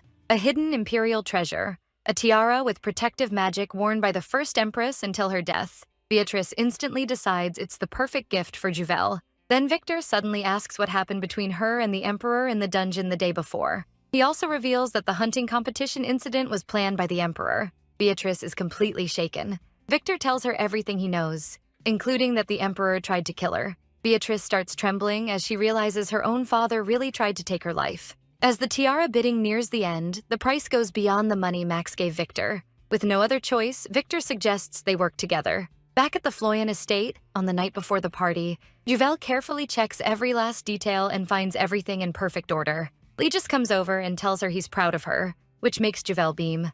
But then Juvel suddenly feels like she's forgotten something. Marilyn brings up her first dance partner, and Juvel realizes she still hasn't chosen one. Now she's stuck between Max and Legis. As night falls, Legis grows more anxious about the day Juvel's memories return. Once that happens, she won't be able to hide her mana anymore. And after her recent collapse, he's afraid it could go out of control. So, to keep Juvel safe, Legis orders Derek to have a doctor ready at the party tomorrow. On Juvel's birthday, the guests start arriving, and Juvel greets them with Legis at her side. Meanwhile, Max is clearly up to something. His people stay hidden in the bushes, quietly signaling each other. Frisha warns them that nothing can go wrong today. She's set on making the proposal work perfectly, then gives Max the signal once everything is ready. Seeing that, Max relaxes. Sure, his team can pull off the greatest proposal ever. Juvel warmly thanks everyone for coming to celebrate with her. Legis steps up and offers his hand, ready for Juvel's first dance. But she chooses Max instead. Max is thrilled, while Legis hides his hurt and accepts it. Poor dad. Someone even offers to dance with him instead. Juvel and Max happily share the dance. From the side, Legis watches them, and Derek asks if he's bothered. Legis admits it stings a little, but if Juvel is happy, that's enough for him. While they dance, Max quietly tells Juvel he wants to say something important in front of everyone afterward. Juvel touches his face and says she'd rather hear serious things in private. Realizing he has to change plans, Max asks her to meet him on the terrace after the party. Juvel pulls him closer and agrees with a bright smile. At the same time, Beatrice pulls Victor out of the hall, saying she needs to talk. On the terrace, she asks about the gift they bought for Juvel before. Then suddenly, fireworks light up the sky beside them with messages of eternal love. The guests immediately start congratulating them, leaving Beatrice red-faced and stunned.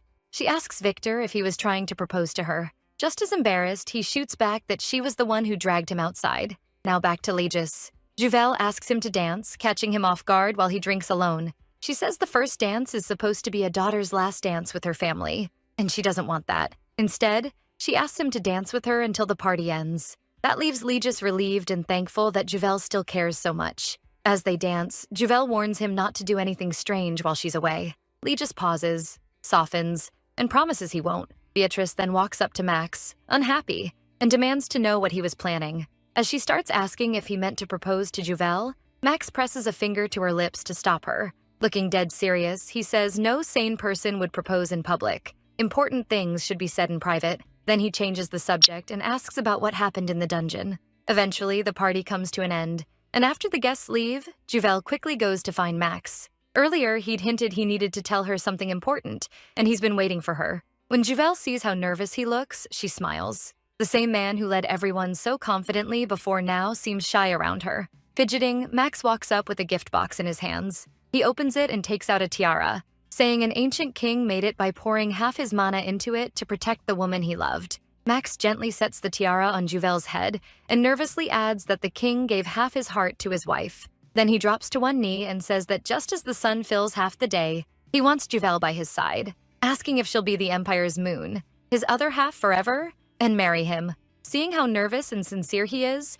Juvel understands how deeply he wants her, so she nods and says yes. Max jumps up and wraps her in a tight hug, thanking her and telling her he loves her. Flustered, Juvel says she feels the same, and Max hugs her even tighter. Juvel is full of joy, but part of her wonders if she's really allowed to be this happy, praised by others, loved by her father and friends, and standing with the person she loves. But then, all of a sudden, Juvel collapses, and Max is horrified. He catches her before she hits the floor and tries to wake her, just as Legis arrives, deeply worried. Seeing Juvel unconscious, Legis freezes. The moment he feared has finally come. After Juvel is laid on the bed, Max anxiously asks what's wrong, and Legis explains that magicians can pass out when they lose control of their mana. Max doesn't understand, so Legis says he'll explain later and assures him Juvel is only sleeping while her sealed memories return. Legis feels torn, because he never wanted those memories to come back. He hated Amelia's death and hated how he was controlled, so he never wanted Juvel to carry that pain. Yet he knows she's stronger than he is. He leans close to Juvel and repeats the words he told her when her memories were sealed. He says he'll lock away her painful memories, and when she wakes, he won't stay as close or remain by her side as much. He's doing it to protect her, but no matter what, he'll love her forever. As he finishes, tears run down Juvel's face, and mana begins pouring from her body. When Juvel opens her eyes, she's shocked to see herself as a child. Then her mother's voice calls to her, and seeing Amelia alive in front of her, Juvel can barely believe it. Amelia happily gives her the flower wreath she made for her. Realizing she's inside a lost memory, Juvel bursts into tears. Legis, just back from work, rushes over to comfort her. As both her parents care for her, Juvel wonders how she ever forgot this precious moment. But then the memory changes, and Juvel is standing in a hallway, hearing her parents argue. Legis begs Amelia to run away to another country under a false name, believing that's the only way to save her. Amelia is upset and strongly refuses. Even as Legis begs her to understand, she doesn't back down. Desperate to protect her, Legis tries to calm Amelia and kisses her gently. He tells her how much he loves her, and admits he's terrified the Emperor will order him to hurt her and steal her mana. Helpless, Legis opens up, and Amelia, now calmer, promises to stay with him to the end and make sure he never carries the blame, no matter what happens. When Amelia learned Legis made that contract with the Emperor right after finding out she was pregnant with Juvel, she understood how deeply he loved them. Watching it all, Juvel finally understands the truth. Legis made the contract to protect both her and her mother. The memory shifts again. Her mother tells her to hide in a wardrobe and stay silent, warning her not to let the monster find her. Juvel cries that her father isn't a monster, but Amelia firmly says the monster is not her father. Then Amelia seals the wardrobe with magic so no one outside can hear Juvel, hoping to keep her safe. The tension rises as a Floyan knight tells Amelia to run because Legis, under the ring's control, is coming. Without hesitation, Legis, controlled by Fafnir, smashes through the door and orders the Emperor's men to kill everyone in the house. Juvel realizes this is the day her mother died, but she can't change a thing because it's only a memory. Amelia watches her knights fall and feels utterly helpless. When she faces Legis, he attacks. She tries to cast a spell, but his assault overwhelms her. Fafnir, controlling Legis, reaches for Amelia's throat. As he lifts his sword, Amelia, through tears, calls Legis by name. She touches his face and reminds him she's the one he wanted to protect. She begs him to look into the eyes he once called beautiful, and says the Legis she knows truly loves her. None of this is his fault. Legis hesitates, nearly coming back to himself, tears filling his eyes. Amelia believes in him and urges him not to give in, declaring her love for him. Inside, Legis fights to take back control, but an Emperor's knight stabs Amelia from behind before she can defend herself. Juvel sees the tragedy unfold and sobs uncontrollably. As Amelia falls, blood spreading beneath her, Legis comes back to his senses. Despair crashes over him. His aura erupts, and he screams his wife's name. In that instant, Legis changes, his presence turning terrifying as he grabs his sword and slaughters everyone responsible in pure rage. Then he returns to his dying wife, begging forgiveness. With her last strength, Amelia tells Legis this was her own choice, and he must not blame himself. She also speaks to Juvel, still hidden in the wardrobe, telling her to treat anything painful or sad like a story in a book.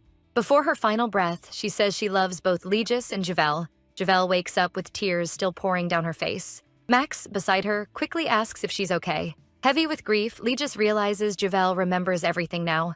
As he turns to leave, unable to face her pain, Juvel calls out to him through her tears. She reminds him that he promised to stay by her side no matter what. Legis apologizes and admits he asked Devon to seal her memories because he didn't have the courage to tell her the painful truth. He's drowning in regret and grief, and his tears won't stop. Seeing how long Legis has suffered under guilt and regret, Juvel feels her heart ache for him. She tries to comfort him by remembering what her mother said before hiding her in the wardrobe. Amelia told her that if Legis ever went through hard times, she should remind him that he looks best when he smiles. It was something Amelia had told him since he was a little boy. So Juvel asks Legis to smile and stop crying. After crying together, they sit down for tea, while Max still worries about Juvel.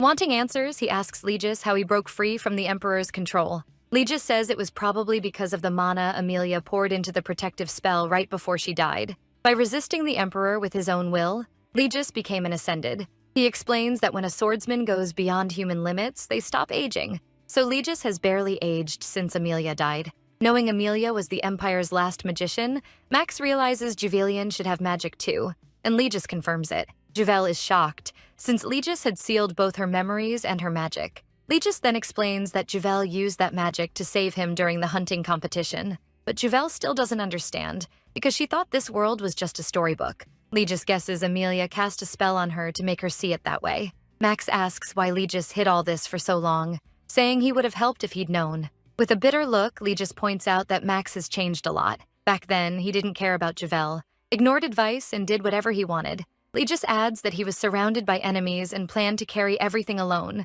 then die after arranging Juvel's marriage. But that failed. Both Max and Juvel are stunned by what he says. Then Legis reveals this is actually his second life. That shocking truth leaves Max and Juvel speechless as they try to understand him. Legis keeps apologizing and admits that in his first life, Juvel died because of him, so he risked everything to start over. Back when Juvel was falsely accused of poisoning the princess, Legis never once doubted her innocence. He knew she could never do it, but the situation was already out of control.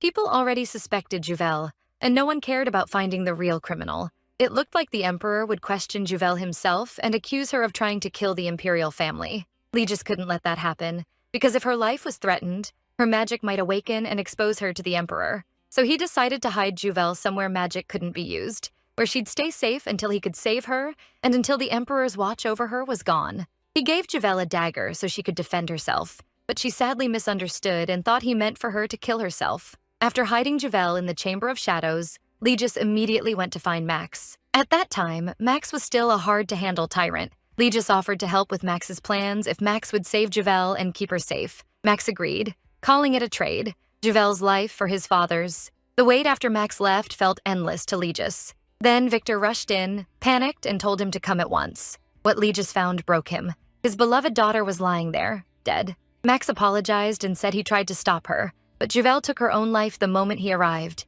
Legis was crushed, blaming himself and begging her forgiveness, but nothing could bring Juvel back. He held her body for what felt like forever, completely helpless. As she grew cold, Legis Adrefloyan was gone too. He returned to the hall and, driven mad with grief, attacked everyone there. He even wounded the Emperor when he tried to call on Fafnir to stop him.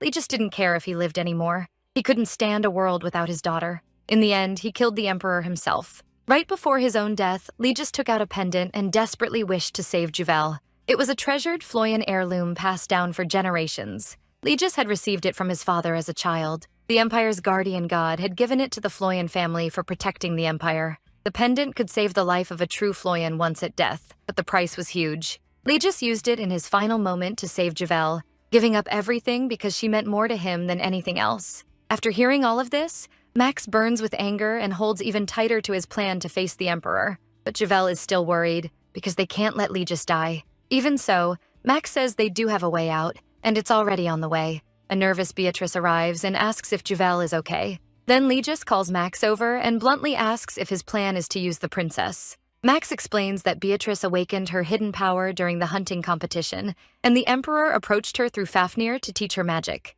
Hearing that, Legis gets angry and warns that underestimating them is dangerous. He says the Emperor and Fafnir are only pretending. They really want to steal Beatrice's mana. Legis flatly refuses to put the princess in danger. Just then, Beatrice steps in, catching both Max and Legis off guard, and says she deserves to be part of this talk. So the four of them sit down and speak honestly. Max lays out his idea. Beatrice should become the ring's new master. Legis explains that Fafnir killed every magician in the Empire and drained their mana to free himself from the ring. Now that no magicians are left, Legis says Beatrice is the target Fafnir has been waiting for. He again refuses the plan, unwilling to risk Beatrice's life just to save his own. Juvel agrees. She doesn't want Beatrice endangered either. Even while Max and Beatrice explain the plan in detail, Legis refuses to budge. Beatrice admits she's scared. She doesn't want Legis to die, but she also refuses to be used as a sacrifice. Still, she believes their plan can work. Max is just as sure of it. Watching Max and Beatrice stand firm to protect Legis,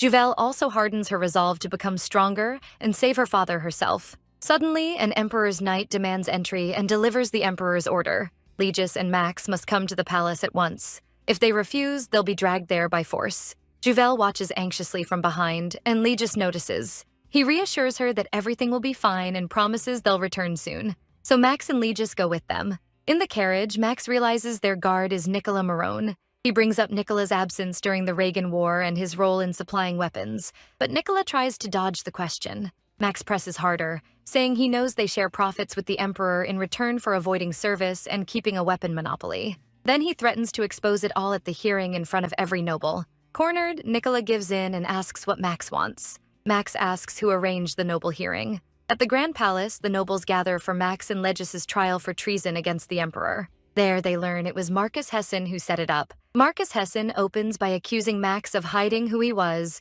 just to collect information and overthrow the Emperor. Max calmly replies that wearing a helmet is just a personal habit. When asked about Yuvel, Max says she thought he was a common mercenary before he could tell her the truth. Marcus Hessen can't believe anyone would mistake Max for a commoner. In reply, Max says Mikhail, Marcus Hessen's own son, made that exact mistake. Then Max reveals everything Mikhail did to him and Yuvel, leaving Marcus Hessen trembling and speechless. Seeing this, Duke Elios turns from Max to Legis and asks why he let Max and Yuvel stay together after all the bad blood between him and Max. Legis firmly says he never approved of their relationship.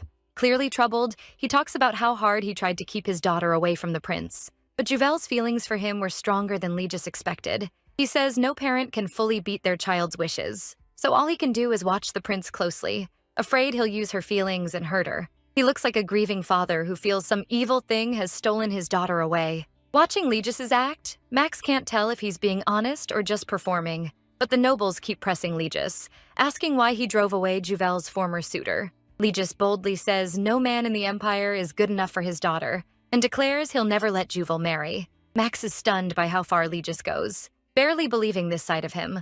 He then argues that they're trying to twist weak circumstantial evidence into treason, and says insulting him without proof is also an insult to the imperial family. In the end, Max and Legis return home together. In the carriage, Max says the nobles want to expose his relationship with Juvel so they can paint both him and Legis as part of an anti-emperor faction. He's troubled that so many nobles side with the emperor, but Legis reminds him the commoners think differently and support Max, the hero of the Reagan War. Legis says they need to win public opinion through the commoners before the empire's founding anniversary. Back at the Floyan estate, an unexpected visitor comes to see Juvel. The visitor is Sir Frederick Elios, Duke Elios's oldest son and one of the most respected young nobles in the empire. Juvel is immediately curious why someone like him came to see her. Frederick soon explains that his family was told to collect proof that the Floyans and the Crown Prince are plotting treason, but his real goal is to find who sent the monster to the last hunting event, because he's sure someone powerful was behind it. Hearing that,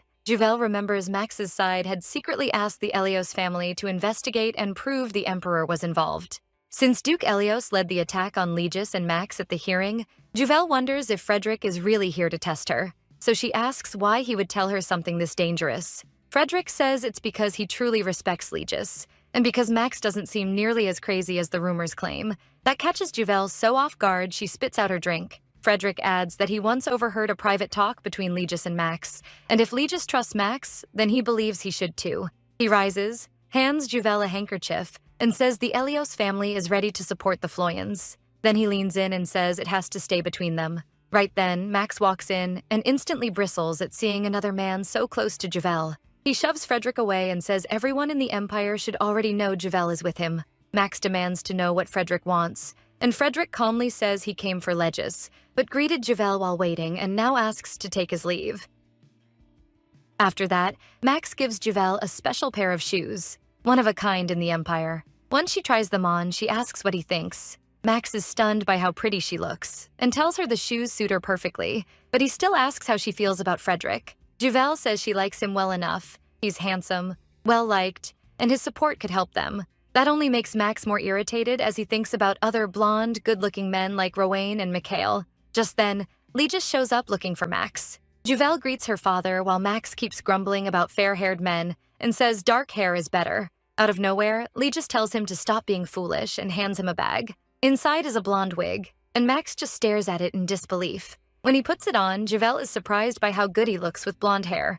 Legis says tonight is their chance, and they need to win the public to their side. So Max and Legis head out in disguise. Legis even uses the name Leo, showing he's much better at acting than expected. He brings Max to an underground bar, and Max starts wondering if Legis has been there before from how easily he finds his way around. Inside, Max looks around and spots 3 men about to start a gambling game. He says he wants in. The men hesitate at first, thinking Max and Legis are just kids messing around. But when Legis drops a bag of money on the table and claims he's 26 with a child, despite actually being 39, they let them join and apologize for judging them too fast. Max is amazed that Legis isn't just a sword master, but also a master liar. Max wins the game, but one of the men accuses him of cheating. Max says he only played the way he was taught and points at Legis as the one who taught him. The man gets angry and says he doesn't believe that. Then Legis lowers his hood and asks if the man remembers his face, reminding him that he once bought him drinks while he drunkenly cursed the emperor. The man is stunned. Max notes that he seems to hold a lot of hate for the emperor. and the other two openly agree. They say the emperor used them like tools and threw them away when he was done. They risked their lives in war and never got the reward they were promised. One mercenary, now missing a leg, says he lost it for nothing. Still, he remembers one good thing after that. The crown prince visited him every day and helped get him treatment. To them, the crown prince was the only one who truly helped a lowly mercenary recover. Even so, they assume the prince probably doesn't remember them. Max shocks them by saying he remembers everything they said during the war. Then he says their names one after another, leaving them speechless. Max removes the wig and reveals himself as the crown prince. The mercenaries immediately bow. Max tells them to stand and apologizes for coming too late. He promises to give them what his father never did. His words hit them hard. Then Max asks them to stand with him so he can build an empire where no one else is cast aside like they were. Back in her room, Juvel is reading when she hears faint voices nearby. She steps out and tells the knights guarding her door. Geraldine comes over and says he hears footsteps too. He tells Juvel to stay in the parlor where they can protect her. She agrees, but first slips back into her room to grab some books. While gathering them, Juvel is startled by Beatrice suddenly appearing. Beatrice says the emperor has people watching her, so she used magic to come see Juvel. Juvel then tells Geraldine she's tired and wants to rest in her room. Seeing Beatrice use magic so easily, Juvel admits that even after reading so many books, she still can't cast any magic. Beatrice shares what Fafnir told her. Magic doesn't come from books alone. It needs imagination, a clear picture in your mind, and sharp focus. To show her, Beatrice fills an empty cup with black tea, and Juvel is amazed. Juvel tries it herself, but nothing happens, and she gets frustrated. Beatrice tells her not to copy what she did, just focus on what she wants most. Juvel tries again, and suddenly fireworks explode across the sky. When Legis sees them, he realizes Juvel is searching for him the way Amelia once did. Juvel is thrilled she finally used magic, saying she only wanted to find Legis and Max. Beatrice is happy for her too, but Juvel can't stop the fireworks, and they keep going for 20 minutes. Afterward, Juvel asks Beatrice to teach her a little magic every day like this. But Beatrice turns away and reveals why she really came, to say goodbye, because they won't see each other for a while. Juvel is stunned and asks what she means. Beatrice hardens her expression and says that from now on they are no longer friends. Later, at the Ashed Imperial Palace, the engagement ceremony between the princess and Mikael begins. Watching it, Juvel feels heartbroken that Beatrice has to go this far for her father's plan. The night before, when Beatrice visited, she explained that Fafnir told her to pretend to side with the emperor so no one would suspect her. She also planned to offer Fafnir her mana and gain his trust to claim the ring. Juvel begged her not to risk so much and warned that Fafnir might trick her. But Beatrice said if Juvel couldn't be happy, neither could she, and she was doing this for herself too. She also gave Juvel a bracelet filled with half her mana and said it would stop the worst outcome, asking Juvel to trust her. Now Max tells Juvel their side is ready, and all they can do is wait. Seeing how worried she is, Max reassures her that Beatrice will be fine. He points out that the actual wedding is set for the Empire's founding day, the same day they plan to tear down the current empire, so it will never happen. In other words, the engagement is just bait to make the Emperor think his plan is working. Even so, Juvel still fears they could fail, and that Fafnir may deceive Beatrice. When she tries to contact Beatrice, Max stops her, warning that while Beatrice and Fafnir are sharing mana, he may be able to hear and see whatever she does. Juvel finally understands why Beatrice said they couldn't be friends anymore. Then she remembers the bracelet Beatrice gave her, filled with Beatrice's mana. Juvel uses magic to see what Beatrice is doing right now. In that vision, she sees Fafnir, the evil being controlling her father. The moment Fafnir looks her way, a shock tears through Juvel, and she collapses. Still shaken, she tells Max she saw their enemy, the true form of Fafnir, the one they must face now. Since it's hard to explain in words, Juvel uses magic to let Max see the memory for himself. In the vision, Fafnir is talking with Beatrice. Beatrice tells him she hates Darius and wants revenge on her father. Then she asks why he wants mana, if it's to escape the basement. Fafnir says his power has weakened, so he can't move freely and needs mana to recover his freedom. Beatrice presses him to tell her more if he wants her trust and her power. So Fafnir starts talking about how his son betrayed him, trying to kill him and steal his heart to gain eternal life. His rage is so intense that his tears turn to lava, and that fire ended up swallowing the Empire, even though he never meant to destroy it. In the end, his son's greed ruined both him and the Empire. Beatrice says she understands. She doesn't just hate her father. She resents the whole world that forced her into becoming a princess she never wanted to be. She says she wants to free Fafnir from the ring, but she isn't sure how to break a seal made by a god. Fafnir calms Beatrice, saying she may not realize it, but strong mana is already wrapped around her. He explains that magicians often use mana without knowing it to protect the people they care about. Then he recognizes that mana. It belongs to Jewel. Fafnir says that if Beatrice has Jewel's mana, they'll finally have enough strength to break Cersei's seal. Beatrice offers a deal. Make her the new owner of the ring so she can get revenge on her father, and in return she'll draw Jewel's mana out for him. But Fafnir answers in an old language neither Juvel nor Max understands.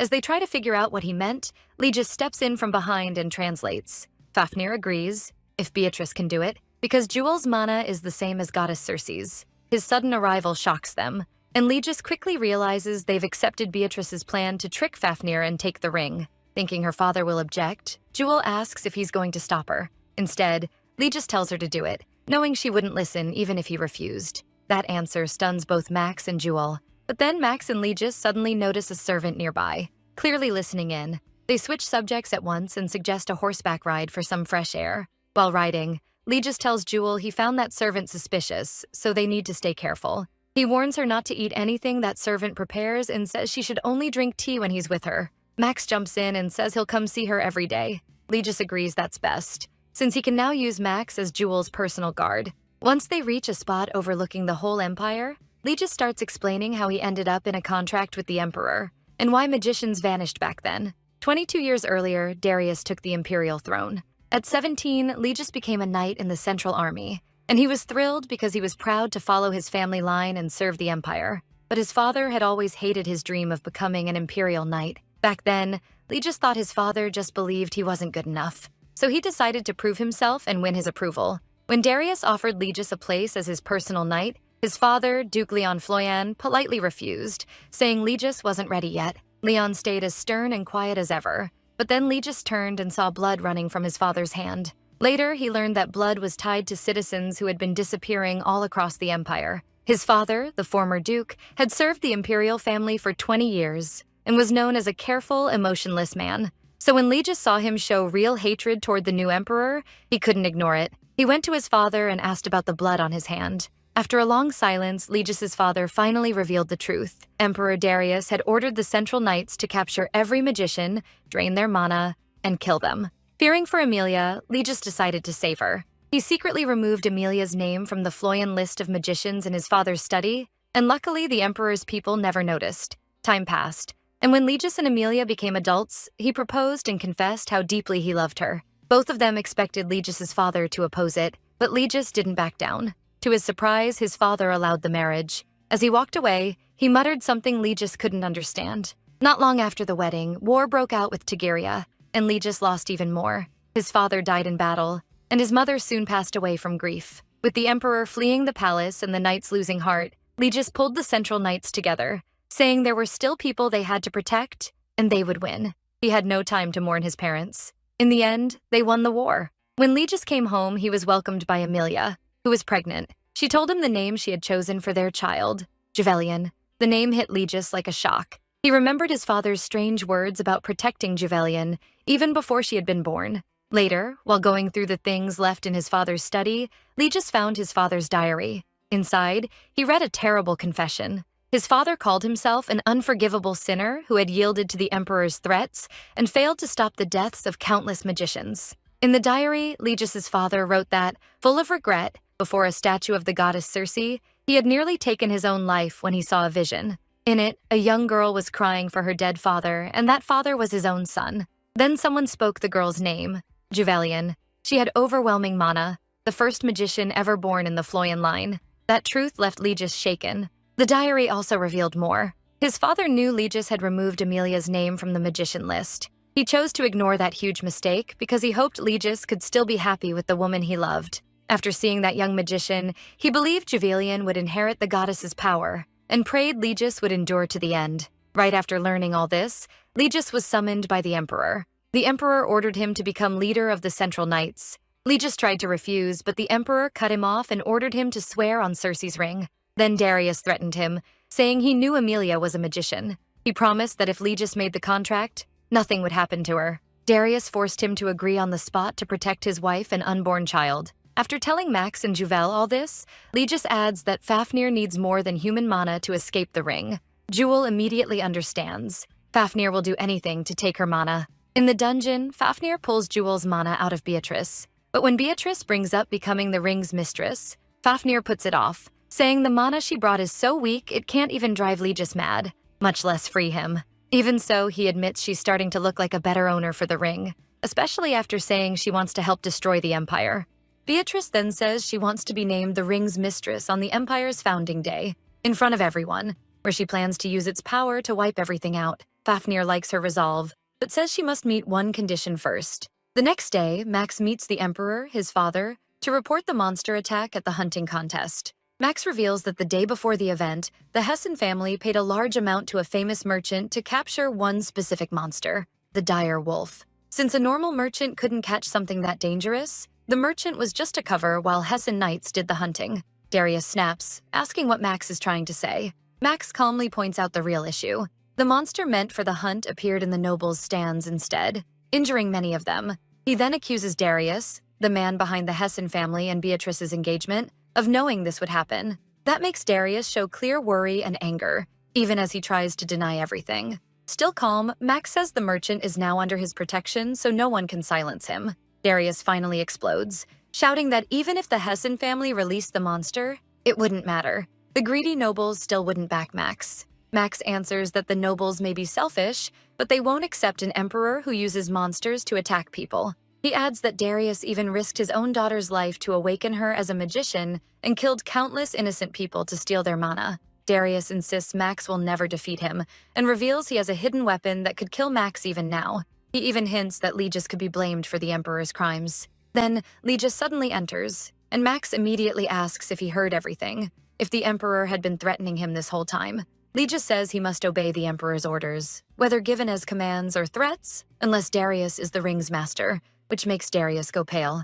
Legis then says Fafnir is no longer in the ring. He should be with the princess. He orders the knights to arrest the stunned Darius at once. As they seize him, Darius tries to call for Fafnir, but nothing happens. Max quickly pulls the ring off Darius's finger. Then he announces that Darius is under arrest for trying to assassinate the princess during the hunting contest, for harming nobles, and for kidnapping, illegal imprisonment, and murdering commoners. He adds that Darius will stay locked up until trial, so no evidence can be tampered with. When Darius shouts that he's a member of the imperial family, Max reminds him that he is too, and they have every right to put Darius on trial, especially in a nation founded through a father's execution. Legis orders the knights to take Darius to the Chamber of Shadows. As Max holds Cersei's ring, Legis starts feeling that something is wrong, and suspects the ring may be fake. At the same time, Fafnir makes Beatrice an offer. He'll accept her as the ring's owner if she kills Juvel. He shows her the ring and says Darius would have lost it sooner or later anyway.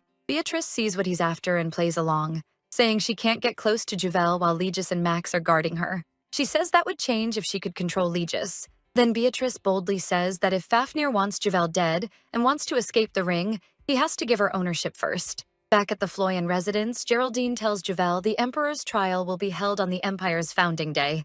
Juvel remembers that in her past life, Beatrice drank poison that day and collapsed. Luckily, Juvel already warned her not to eat or drink anything during the celebration. Seeing Juvel's worried face, Geraldine assures her the plan is still on track and tells her not to stress. Even so, Juvel can only pray nothing goes wrong. She still can't shake her fear, especially when it comes to trusting Fafnir. Juvel also starts to think Max and Legis are hiding something from her. Though she feels bad about sneaking into Legis's study, her worry wins out. Looking for answers, she finds a letter Max sent to Legis. In it, Max asks him to decode Cersei's prophecy. While she investigates, Selly, Legis's pet bird, suddenly flies in with a letter in its beak. When the bird notices Juvel is scared, it quickly flies off again and accidentally drops the letter onto her head. Juvel gives in to her curiosity and reads it. It's from Legis to Freya, telling her to remove Juvel from the guest list for the founding celebration. Meanwhile, at Salon Bloom's, Legis meets with Max and hands over the translated prophecy Max asked for. As Max reads it, he's stunned. The prophecy says Fafnir will tempt the children of Ashe to free himself from the ring and warns them not to fall for him. It also says the goddess may send a child who resembles her the most to seal Fafnir again if the Empire is in danger. But that child could die after using up all her mana. Max is furious. He can't accept that Cersei's answer seems to require a sacrifice, and it's clear he and Legis are set on stopping Fafnir without letting Juvel pay the price. What they don't know is that Juvel, hidden with invisibility magic, hears everything. When Legis says he's ready to risk his own life and that Max should live happily with Juvel, Juvel breaks down in tears. Unable to grant Legis's wish this time, she reappears back at the Floyan house in front of the knights and begs them through tears to help her. Fighting back sobs, Juvel tells the knights what she learned and pleads for their help sneaking into the founding celebration. But Geraldine gives a painful answer. He can't help because it's a direct order from the Duke, and protecting her comes first. The other knights firmly agree and tell Juvel that with the Duke and the Empire's strongest knights together, the plan will work. Juvel leaves in tears, frustrated and scared. She now knows Fafnir is far more dangerous than they thought, and decides she'll have to act on her own to save everyone. Meanwhile, in her room, Isabel burns with anger over what happened with the Emperor and blames Mikhail in part. Mikhail then reveals the plan he kept hidden from her. He shows her a message from the Emperor. It orders her to kill the princess herself and lays out the whole scheme. All Isabel has to do is give Beatrice a poisoned drink on the day of the celebration. On the founding day, with Darius tied to a chair and gagged, Max opens the ceremony, declaring this day will change the Empire's history forever. From her seat, Isabel asks Beatrice if she truly believes Darius was behind the assassination attempt. Beatrice answers without hesitation that if Juvel hadn't saved her that day, she would have died. Isabel then calls for a servant to bring a drink, and offers it to Beatrice. When Beatrice accepts right away, Isabel remarks on how trusting she is, even after siding with the crown prince against her and the emperor. She admits she doesn't trust Beatrice at all, pointing out that Beatrice has ignored orders before. Then Isabel suddenly takes the glass back, asks Beatrice to promise she'll survive, and drinks it herself with a helpless look in her eyes. At the same time, Mikhail steps forward to object, claiming Max framed the emperor so he could take the throne. He says he has proof Max tortured Hessen knights and merchants for information. Then Isabel walks up and tells Mikhail to be quiet. In her poisoned, dying state, she declares the emperor is guilty and says she herself is the proof. Isabel reveals Darius planned the attack at the hunting event and another one for today. She also exposes him as the one behind the disappearances of many innocent magicians. She curses him for trying to kill his own daughter and hopes he rots in hell. Legis immediately orders the knights to arrest Marquis Hessen and Mikhail. But then Fafnir appears, and Max tells everyone to follow the Central Knights and evacuate at once. As the crowd rushes out, Mikhail tries to run, but Juvel catches him. The knights quickly pin him down, ending his escape. Darius then orders Fafnir to use Legis to kill them all. Fafnir instantly takes control of Legis and turns him against Beatrice. Max jumps in to protect her from Legis's attacks. After dodging several blows, Max spots an opening in Legis's movements and strikes back. But Legis quickly regains his balance and attacks Max again while Max keeps shielding Beatrice. Just then, Juvel appears with her magic, blocking Legis's attack. For a brief moment, Legis regains himself and warns Juvel she shouldn't be there. But Juvel doesn't hesitate. She rushes at Fafnir and with her magic snatches Circe's ring from him. Because this isn't Fafnir's real body, Max's attacks can't truly hurt him. Juvel tells her father she's upset he and Max tried to handle something this dangerous without her. She explains that after learning their plan, she went to the goddess herself. The goddess told her Fafnir's real body and her power are sealed inside the ring. Fafnir has become so weak that he now needs Juvel's body. So Juvel decides to break the seal, free Fafnir's true form, and finish this by using the goddess's power inside the ring. Legis is horrified when he hears that and strongly objects. Juvel tries to calm him, telling him how much she loves him and everyone else she cares about. She's determined to protect them and stop the Empire from falling. So she makes her choice and breaks the ring's seal. The ring shatters and Fafnir bursts out. His true form is a dragon. After taking in all of the goddess's power, Juvel collapses, while Beatrice shields them with a barrier. When Juvel wakes up, Max tells her to adjust to her new mana while he and Legis deal with Fafnir. Legis raises his sword aura, knowing their enemy is no longer human. Max summons his own sword aura and says he's used to fighting non-human foes after training under a non-human master. Together, they launch their attacks on Fafnir's true form. Beatrice supports them too, casting a strong shield. Seeing Beatrice turn on him, Fafnir strikes back and attacks her. Juvel jumps in to protect Beatrice, but the goddess's power inside her is already wearing her down. The Floyan knights rush in, using a massive chain to hold Fafnir down. But Fafnir is even stronger than expected, and he snaps the chains with ease, throwing the knights aside. That gives Darius a chance to escape. When he sees Juvel, he flies into a rage, blames her for everything, and rushes in to stab her from behind. At the last second, Legis steps in and cuts off Darius's head. He immediately turns to Juvel and asks if she's okay. Juvel, though, is just as worried about Legis. Then Fafnir takes that opening and stabs Legis from behind right in front of her. Panicking, Juvel cries out to him, but he doesn't respond. As Legis' eyes slowly close, Juvel sobs, terrified she's losing her father. She desperately tries to wake him, while Max and Beatrice struggle to hold Fafnir back. Juvel then uses her magic to heal Legis. Seeing this, Beatrice warns that healing magic uses the caster's life force too, and begs her not to push herself too far. But Juvel refuses to stop. She'll sacrifice anything to save Legis. Geraldine steps in to shield Juvel and pulls her away from danger. Then Max comes to Legis and, with deep grief on his face, tells Juvel that Legis is dead. Juvel is shattered and can't accept what she's hearing. Without thinking, she grabs Legis' sword and swears she'll kill Fafnir. With pure resolve, she charges at him. Fafnir mocks her for using a sword she was never trained to wield. At the same time, Max attacks from another side. As Max drives his sword into Fafnir, he tells Juvel to pour her mana into the blade, break the barrier, and strike the heart. With everything she has, Juvel sends her mana into the sword. Then Legis suddenly appears behind her, his hand over hers on the sword. He tells her to focus on the tip of the blade and says he believes in her. Juvel bursts into tears of joy when she sees her father is alive. Together, they concentrate on breaking through Fafnir's barrier with their power. The moment it shatters, Max unleashes a fierce attack on Fafnir. Legis then tells Juvel to rest, saying he'll handle the rest. Juvel asks again if he's really all right. Patting her head, Legis reassures her that a small wound can't bring him down. He's still the Empire's strongest. Back at Max's side, Legis prepares to finish Fafnir for good. The two of them attack without stopping, driving Fafnir close to death. As his true form starts to fall apart, he desperately looks for another body to hide in.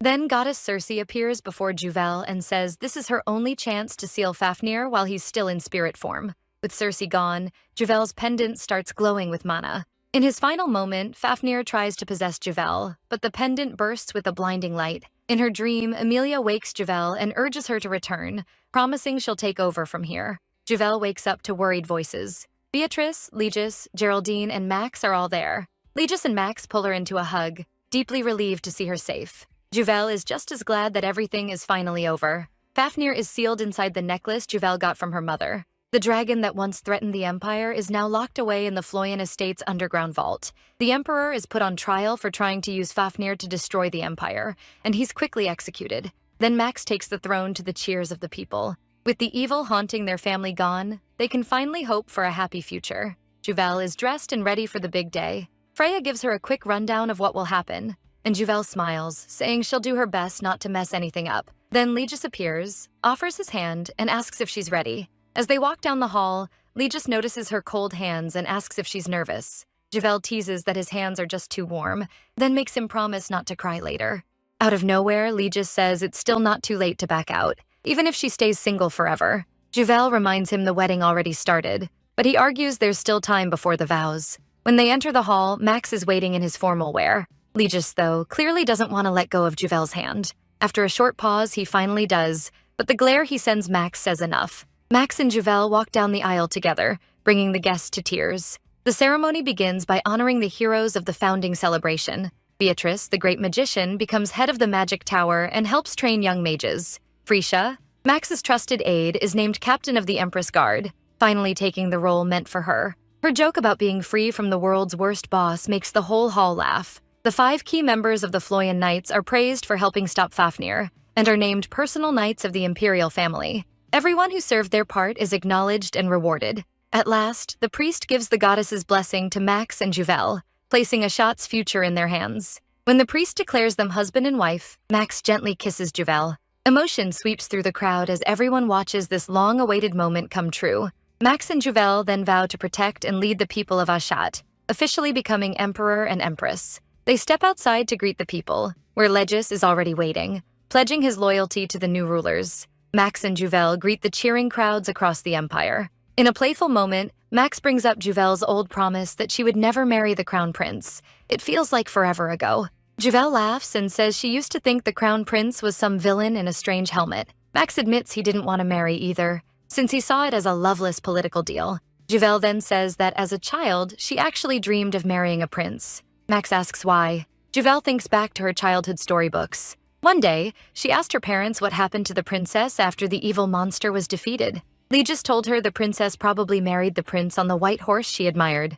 Emilia added that she then lived happily ever after, and that warm note brings the story to a close. Beatrice looks a little shy, but happy with Victor beside her. Legis, who worried about Juvel for so long, can finally rest easy seeing her happy. The others have found their own happiness too. All of it makes Juvel feel like the happiest person in the world, living a joyful life with her new family, her beloved husband, and their children. And that, my loves, is the complete story of Father I Don't Want to Get Married, every single chapter available, done, finished. You are welcome, because yes, I brought you the whole thing. No cliffhangers, no part 2, maybe someday if the algorithm allows. No leaving you stranded wondering if they actually ended up together. The full journey, start to finish, right here. And can I just say, personally, this story wrecked me a little bit. Like, she came back from the dead specifically to avoid him. Girl had a whole plan, a strategy. She was focused, and then Max just existed in her vicinity, repeatedly, until her heart decided to completely betray her, and I was here for every second of it. The slow burn, immaculate. The moment she stopped running from her feelings, I screamed. And the wedding at the end with him bringing up her old "I'll never marry the crown prince" vow? Sir, you are insufferable and I love you. Juvel really said I wanted a fairy tale prince on a white horse and ended up with a terrifying emperor in a scary helmet who turned out to be the love of her life. That's called character development. That's called romance. That's called cinema. Anyway, if you enjoyed this complete story, I need you to smash that like button right now. Not for me, for the algorithm, for future complete stories, for Juvel and Max. They deserve it. Don't forget to subscribe so you don't miss whatever chaotic manhwa I drag you into next, and drop a comment telling me what story you want to see. I read them, I see you, and your suggestions genuinely influence what comes next. Kisses, and see you next time.